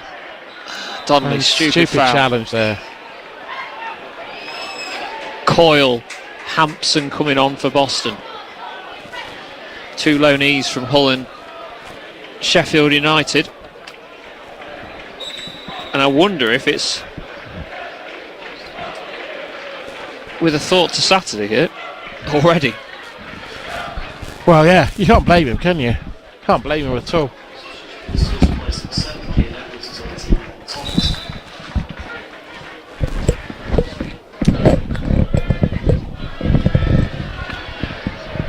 So, we are going to see those changes.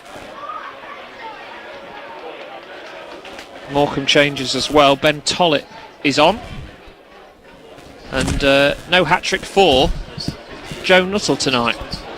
No, it was interesting as well. I don't know if you saw this. At half-time, he was having a prolonged chat with one of the coaching staff. Everyone else had gone down the tunnel. When you were talking to me, and we were reviewing Boston United being 2-0 down, he was stood having a chat with the coaching staff.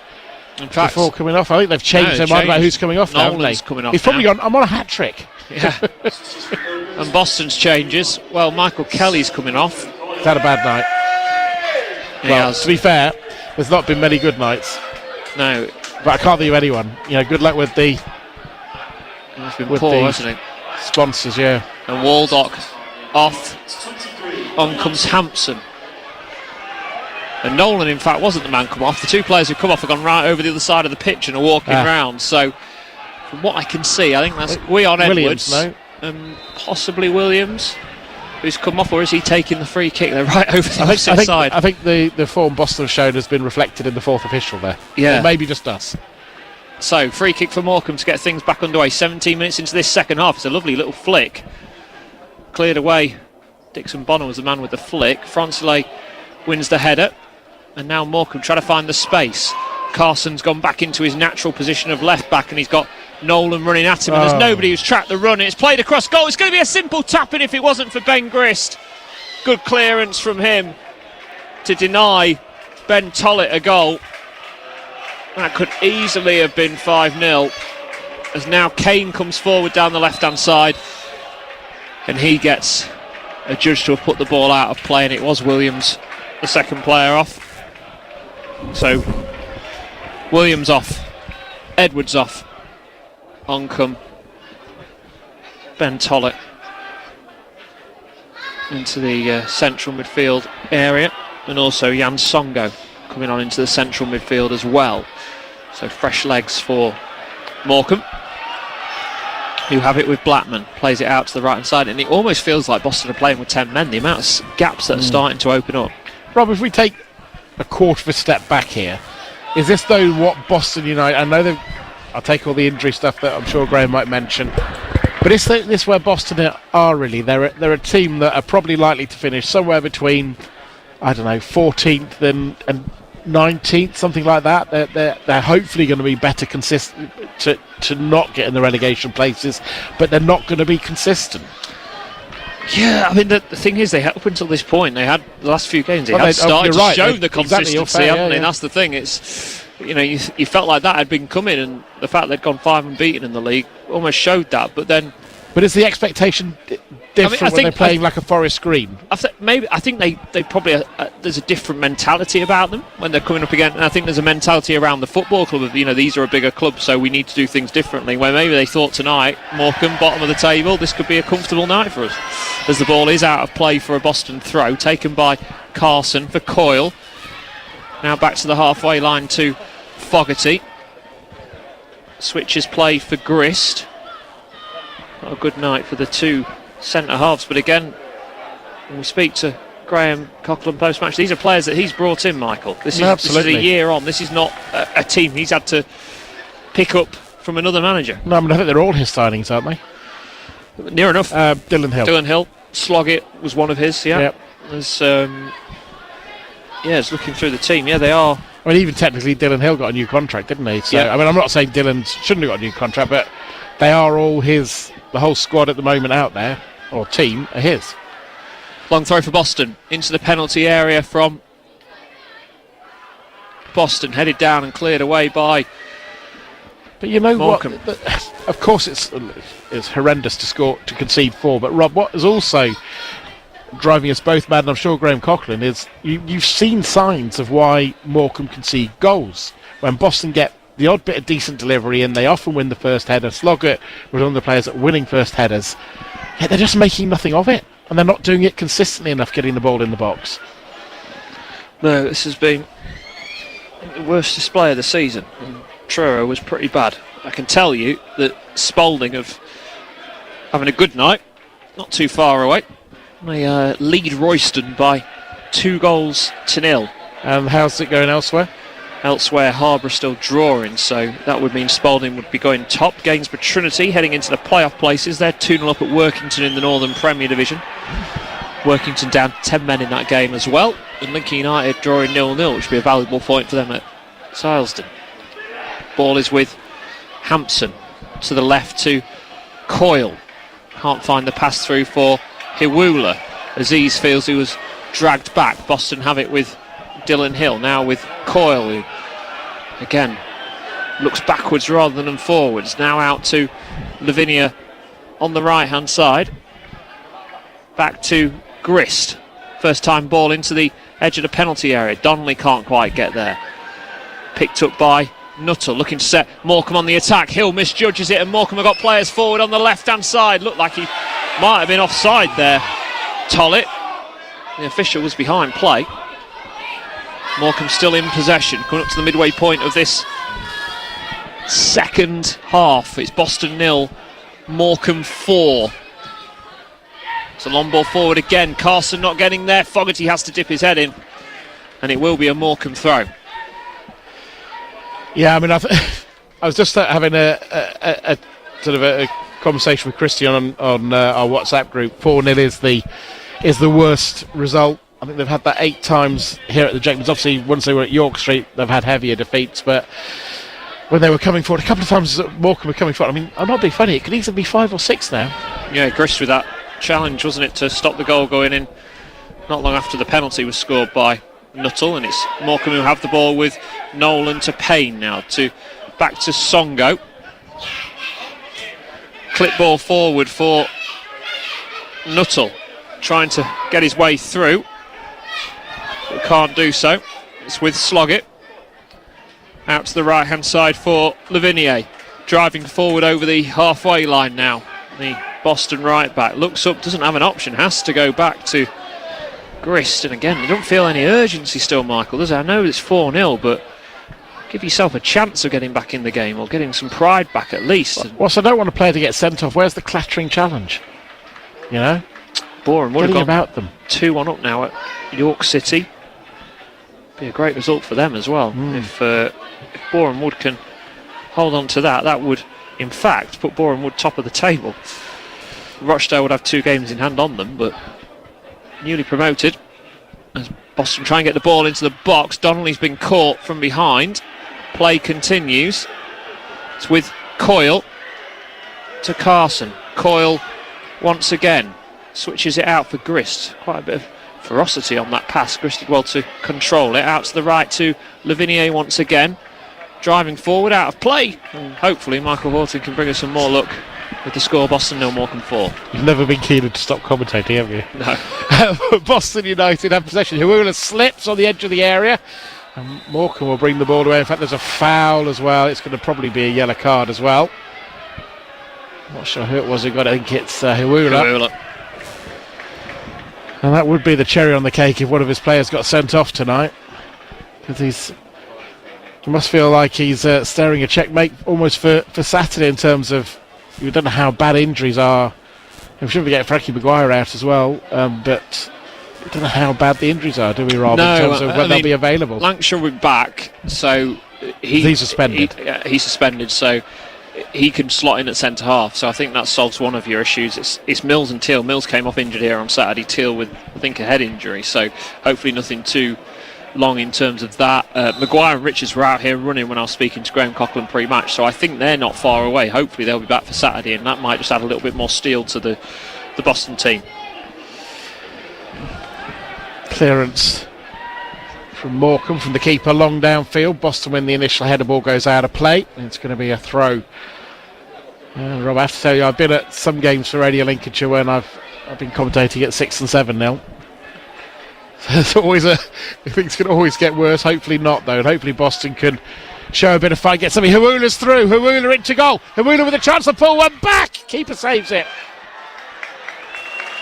Has to score, doesn't he? Yep. Chances like that. I think if you're a centre forward, you're in on goal. He'd outpace the defender, bearing down on goal on his stronger right foot as well, but not able to beat Jamal Blackman. Is something we talk about with strikers, isn't it? When you get through on goal, have a finish in your head. What are you going to do every time you head through on goal? What's the finish in your head that you want to do?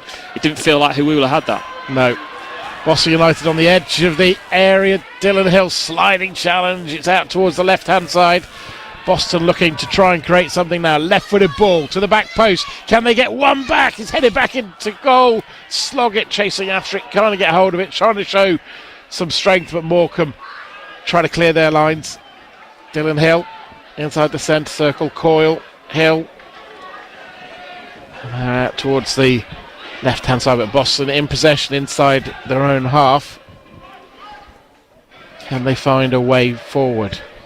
Morecambe, big scoreline for them. Shouldn't forget, 4-0 up. But we'll clearly be talking to the players. I'm not sure that will be the most fun interview of all time. And we'll catch up with Graham Coughlin as the Pilgrims just inside their own half. That's going to be inside the Morecambe half. That's a free kick. They take it quickly. Coyle playing centrally and looking for options. Goes back into the centre halves now to Dylan Hill out to the left hand side. Back to Hill. Coyle. It's a lovely as it's over hit the ball. Lovely idea. Wrong pass. Out of play. As I said, Rob, the only thing I will say is that you predicted an avalanche of cars to our right leaving the ground from all the cars parked around the ground. So far, the vast majority have stayed.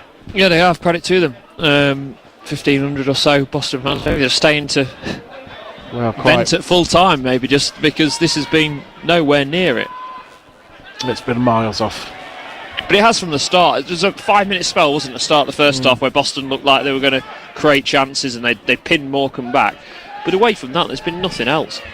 And I think the frustration, as much as Morecambe deserve credit, is you've seen little moments. You rightly picked out that moment when the two centre halves went out to the corner flag to tackle. There's been some ways they dealt with set pieces. You think, well, you can see why they concede, and yet Boston haven't been able to make enough of that.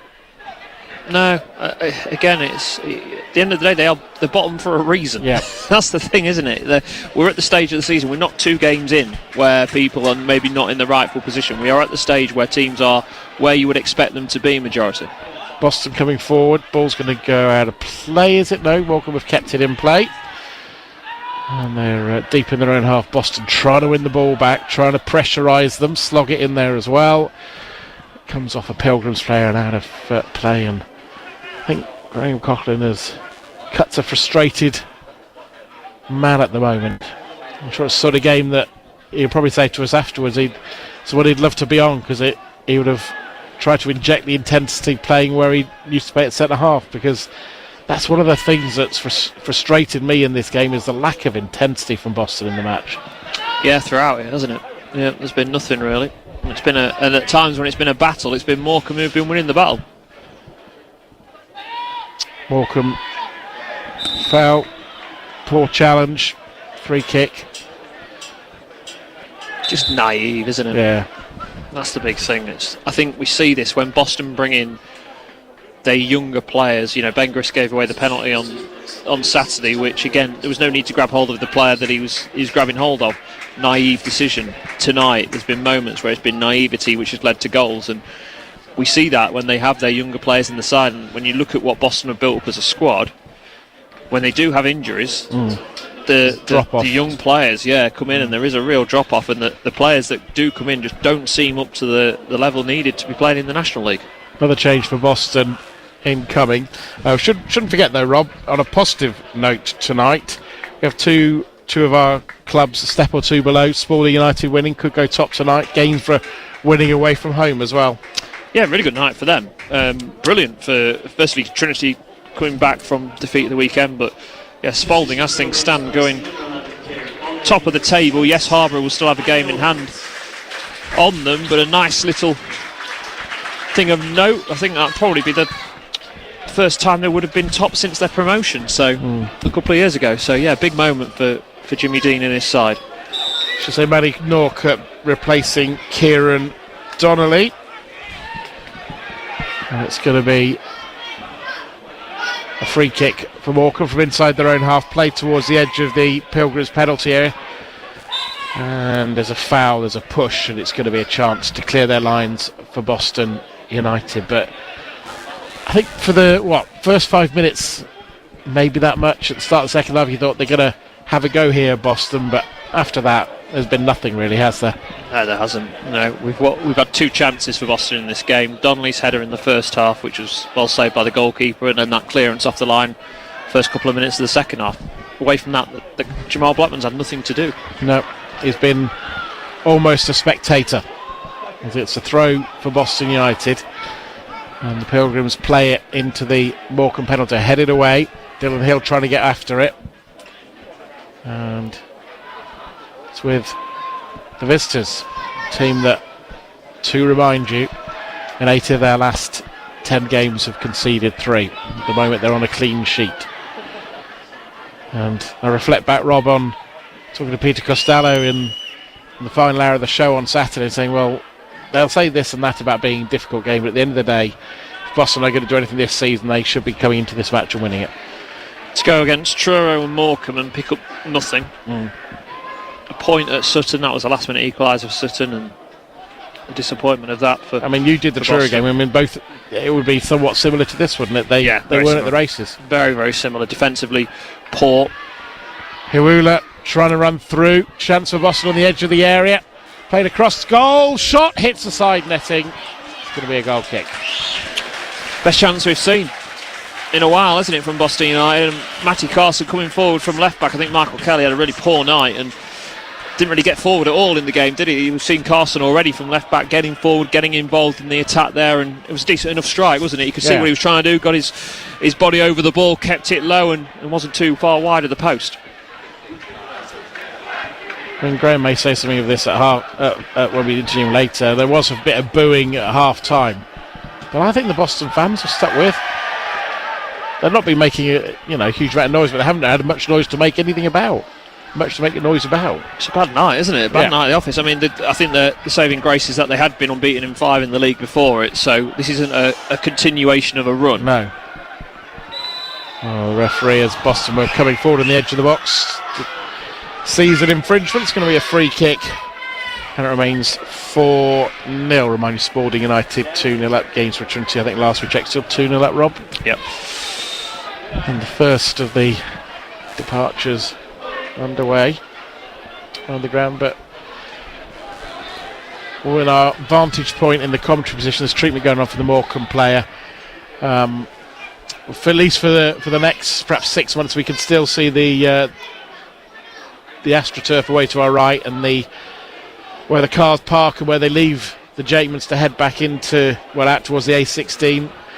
We haven't seen a stream of cars so far. There's a couple at the moment starting, but that's usually a sign of things, in terms of fans leaving. We haven't seen much, really. No, we haven't. No, to be fair, we're not seeing too much when it comes to departure, which we thought we might do, didn't we? Especially when that penalty was given and then tucked away by Nuttall. It's just not been a good night at all for Boston United, and also Bobby Jones today signed for Spennymoor on loan for a month. They are 5-0 down at home to Files. And he has started tonight, and Spennymoor before tonight had only conceded 16 goals.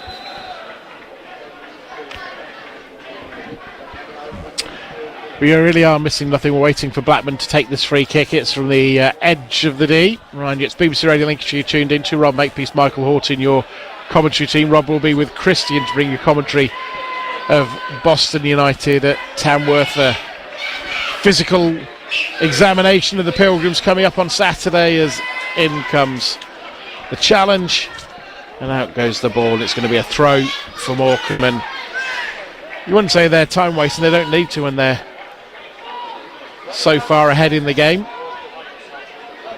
Yeah, they're not rushing either. Comfortable, aren't they? Yep. Comfortable. Well, they've been comfortable all night. They have. Yeah, they've never really looked under real pressure, have they? Well, if you need to go to bed to get to work or get to school in the morning, don't forget the Boston United podcast will be up on line overnight, and you can hear, of course, Rob and my thoughts, and you can hear from the players, but I'm sure most of you want to hear from the man who's got his arms folded, standing inside the technical area watching at the moment, the Boston United manager, Graham Coughlin. He didn't talk to you on the game away at Truro. Well, people wondered how he would have been. I imagine we might see something of similar to that tonight. We joked to someone we'd have a relatively early night, didn't we? Yes, I don't think so. And I said, well, maybe not. No, I think we could be here for the long haul. Yes, I think, well, if we don't get all the interviews done, we normally stay until 10:30. I think you'll be with us if you're staying, listening to Radio Lincolnshire till 10:30. It is a throw for Lavinia for Boston on the halfway line. Down the line, cleared away. Simple size 9 smashed into the Boston United half all the way back to Lovett. Certainly, we didn't quite see the angle as Fogarty just runs himself into trouble, concedes possession, and Morecambe have it back on the right hand side, and Boston just happy to put the ball out of play at the moment and just stop Morecambe from scoring another one, because if they score another one tonight, it'll be a record defeat for Boston at this stadium. Yeah, Fogarty looks so far off it. Yeah, he's, this is from a Northern Ireland under-21 international, someone you think would have a bit of pedigree behind him, but again, it just shows somebody who's been in the 21 system for a long time. You put them up into men's football, and they, we've seen it with Arjun Reiki, who's obviously on loan at Morecambe, a long way off it, having spent a number of years in the 21 system. When you're right, and you can see that at times. I know, obviously, Newcastle beat Boston United, albeit a largely changed Boston United, but you've seen that with some of the other games you've seen this season in terms of both Lincoln City playing in the EFL Trophy and Boston United playing in the National Cup. But the under-21 players, it's all very well playing it on a Wednesday afternoon at the training ground, but playing on a Saturday in a men's game is entirely different. Yeah, definitely. Yes, I think Boston. Graham Coughlin, I'm sure, will talk about wanting to add to his squad. Well, he's added to his squad. These are his players. These are the ones out on the pitch, and you can't continuously add to your squad. You can't continuously bring in players. Lovett under pressure, just about clears, and I think he catches the attacking Morecambe player who slides to the floor holding his foot. I don't think there's any malice in what Lovett did. He was just trying to get the ball away under pressure. Yeah, there's Nuttall's trying to get his hat-trick there, wasn't he? Trying to get it. Sorry, not Nuttall. It was Dixon Bonner there trying to get in and stop Lovett's clearance. I think Lovett just on the follow-through, wasn't it, more than anything else? Where are we now? We've got about 6 minutes to go plus stoppage time. And you don't want to wish your life away, but I think fast forwarding wouldn't be a bad thing. No, again, Boston have had the opportunity tonight, and this is the crazy thing, wasn't it? This is not two teams in the bottom four. They had a chance to go 10th in the division tonight. And perhaps more importantly, put an 8-point gap on the bottom four. Yeah, now the way things are going won't be the case, will it? No. Not a good night all round, and again, a lot of things we haven't talked about. Linnell John Lewis's injury as well, which again, we'll have to wait and see how long that's going to be. Graham Coughlin looking resigned to things. And a poor pass from Morecambe, ball goes out of play, but it's barely academic. It's going to be a throw for Boston United directly in front of us, halfway inside their defensive half, thrown towards the halfway line. Huula doesn't get near it, and Boston being out strength. Then Dylan Hill plays a ball in behind. Huula's after it. Keeper comes well out of his area. He puts his size 9 through it and clears long downfield. Grist just being careful, does the right thing and puts the ball out of play towards the halfway line rather than playing it back towards Lovett.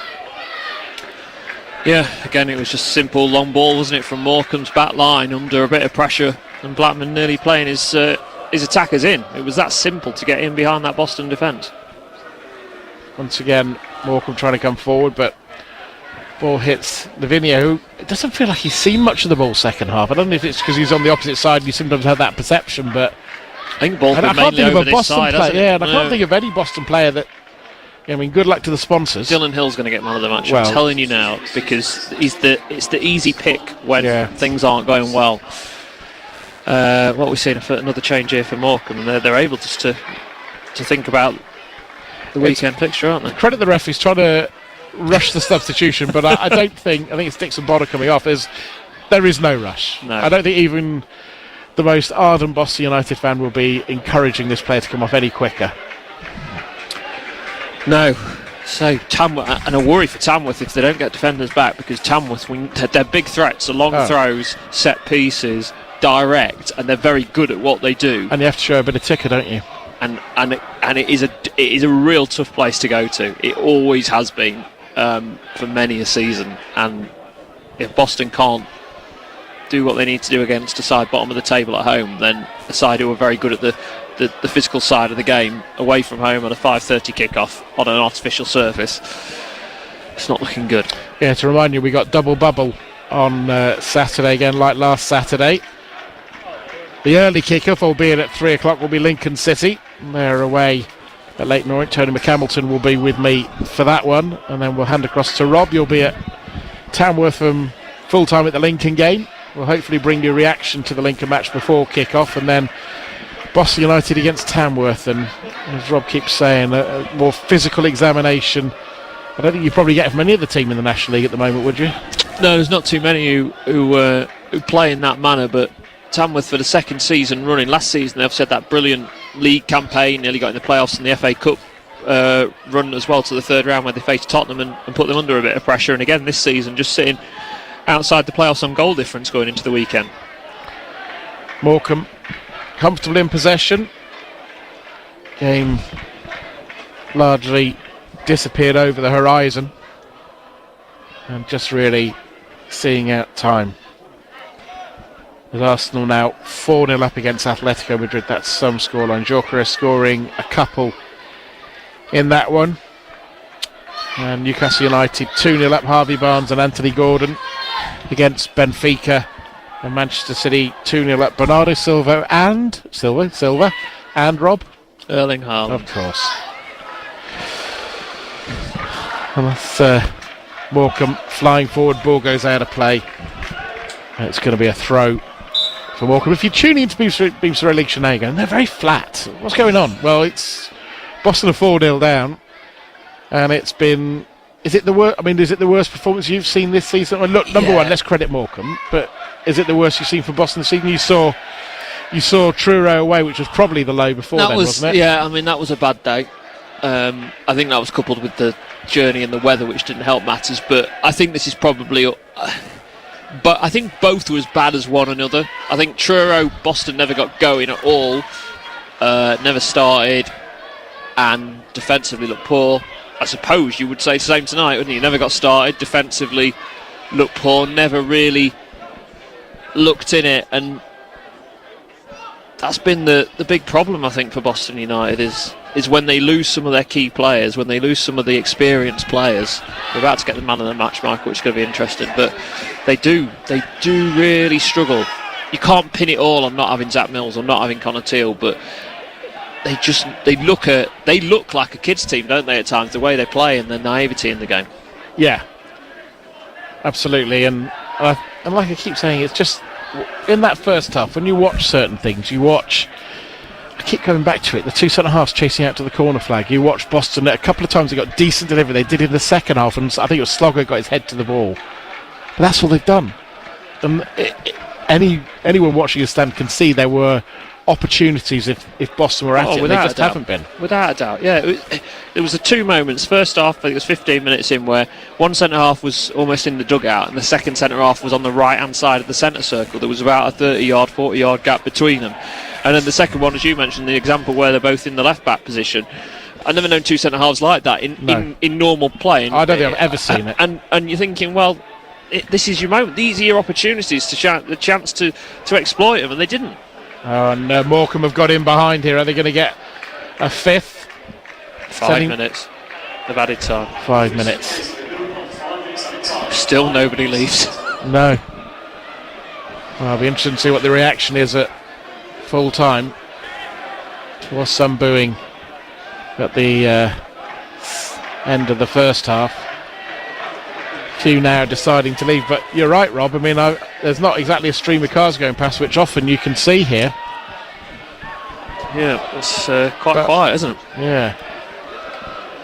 But it has been as flatter evening as I can remember here for a long time, considering the importance of the game and the opportunity in the game. I think that's the thing. I think if this had been the Forest Green game and it was the same scoreline, we probably would have gone, yeah, fair enough. Yeah. Forest Green spent a lot of money. They're going to be miles above Boston come the end of the season. We expect that. You don't want to see a team lose by that, but you almost would have gone, okay, fair enough, move on, but not tonight. Morecambe with Blackman, and they're playing it around at the back. They're taking They're the almost. mick out of Well, I was going to Boston, say aren't they are absolutely. I was going to. I suddenly remembered I'm on air. Otherwise, I'd use a slightly stronger word. I think most people can guess, but definitely taking the mick. Spalding 3-0 up now. Aren't they having a season? They are. Yusuf Cisse scoring their third. And the man of the match, player of the match is Kieran Donnelly. who hasn't been on the pitch for half an hour. I don't know about you, but I've done games in the past. I know it's an impossible one today, but sometimes you see like some player of the match, and you always think, how have they got there? But to be honest, I don't think you could have given it to anyone realistically if tonight. I'd have been in the sponsors' lounge tonight, going, who are you Well, going I'd to have been in choose? the sponsors' lounge, Robbie. You know what I mean? Yeah, I'd have gone. I might have paid me money, but I'd have gone before now. Yeah. Remind you, if you want to hear somebody cheerful tomorrow morning, Scott Dalton's on breakfast. I'm sure he won't be moaning about this. Or the fact Norwich are losing as well. Yeah, well, they look like they could be going in the other direction, don't they, at the moment? But they're in the bottom three in dear. the Championship tonight. Dylan Hill, normally the recipient of the player of the match here, apart from Lavinia on Saturday. Iwula, Dylan Hill. And Boston have worked it to the right-hand side, driven across the area. Last-ditch defending from Morecambe keeps their clean sheet. Yeah, it did. Chance for the corner, isn't it? Getting good play from Boston down the right-hand side. First time we've really seen them break between the lines and knock it with the ball across, but Morecambe will be wanting, after they've conceded so many goals this season, to keep the clean sheet. I keep thinking, we'll come back to this in a second, of what it's going to be a corner into the area headed away by the defender, no Boston player, and there it goes back in the box again. I was thinking about what Robbie Savage said after they played Boston United. He was praising Boston United but talking about his own team, and I'm paraphrasing slightly, you've got to win the right. Oh dear, Rocco Coyle just stumbles on the ball goes out of play, but do you know what I mean? At the start of the game, you have to win the right. You have to be on top. You know, you can look at all the stats you like, you can look at all the form you like. You're going to have to win the right, and Boston just haven't done that at all tonight. Yeah, they didn't assert their authority on the game, did they? That's been the big problem for them. They never really said, right, this is going to be a tough evening for you, Morecambe. Morecambe were allowed to grow into the game. They got the bit of fortune, as the wheelers offside. They got the bit of fortune with the goal, brilliant strike, of course, as well, but to get that bit of quality early on, and then from then onwards, they've kept Boston at arm's length, haven't they? Tamworth winning the opponents on Saturday tonight 4-0, albeit in the National Cup. Mind you, Spalding United in games with Trinity, two of our local sides are winning. Spalding, last we looked, Rob's scrolling through. They're still 3-0 games, we're now 2-1, but in added time. Well, I'm thinking Spalding should be going top tonight. They're on when you think how many home games they've got to come as well. Long way to go in the season, but never hurts to be at the right end of the table. You know, Graham Coughlin has not moved from that position he's stood with his arms folded. He could be in Madame Two Swords, couldn't he? Oh, yeah. I mean, I think we know Graham well enough to know he will be. That is it. That's the full-time whistle. A few boos, I have to say, whilst there's no applause, and I don't think there's any reason for anyone to applaud, think the Boston fans have been muted, haven't they? Which I think is worse than a boo. Yeah. I sometimes think there's it was just, nothing, wasn't it? What a bad night. What a bad night for Boston United. There is no other way of describing it. They were just not at it tonight. The worst under Graham Cochran? I think it's up there. Certainly Easily home up there. wise. I mean, first off, credit to Morecambe. Came, got a result, got the job done, had moments of quality when they needed, but they didn't have to do much to beat Boston tonight. No. That was the big thing. It's not like they've worked extremely hard to go and beat Boston United tonight. It has been a comfortable night for them throughout the 90 minutes.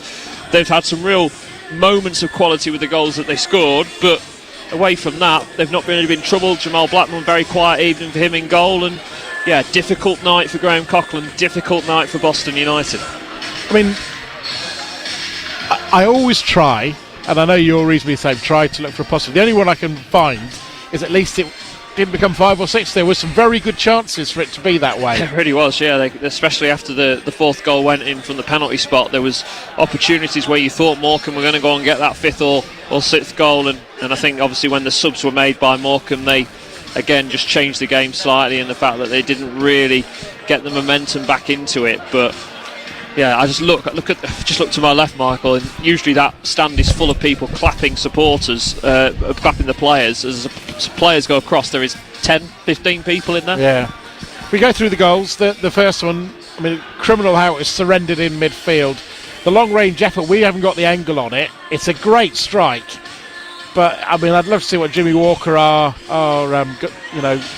colleague, would make of it, because it looks like he doesn't move his feet quick enough. Reece Lovett's had a bad night, as bad as Boston United had, and as bad as he's had in the goal as well. I think the first one dives maybe a little underneath it. The second one, he doesn't get a strong enough hand on it, and that led to the follow-up from Edwards, which went in. The third was poor defending from a set piece, which we could see a mile off happening, and the header came in at the far post. And then the fourth was a handball and a penalty. So Graham Cochran he's just walking around on the halfway line, isn't it? Penny for his thoughts. He lets Reece Lovett just walk past him, and maybe he's just going to congratulate a few of the Morecambe players as they make their way off the pitch. And I think he is. He's just going to come and shake the hands of the Morecambe players. It almost feels like he's making a point, doesn't it? Yeah, he's shaking every one of their hands, and I don't think he shook one Boston United player's hands. I mean, the Boston players aren't going to see this because they're all down the tunnel, but it's not been a good night for Graham Cochran. It's not been a good night for Boston United, and I just wonder how long it's going to be before we see Graham Cochran out for an interview. I mean, he's had plenty of time to compose what he said. I should say Spalding now 4 up. Look, away from Boston, it's been a great night for Lincolnshire football, but for Boston United, it's been one of the worst in about a year, isn't it? It's been nearly a year now since Ian Culverhouse's departure, where things were really going the wrong way, and we've not had too many days like this since, but this is certainly one of them. And with Boston United under Graham Cochran, look, Graham Cochran is an intense personality. That is how he is.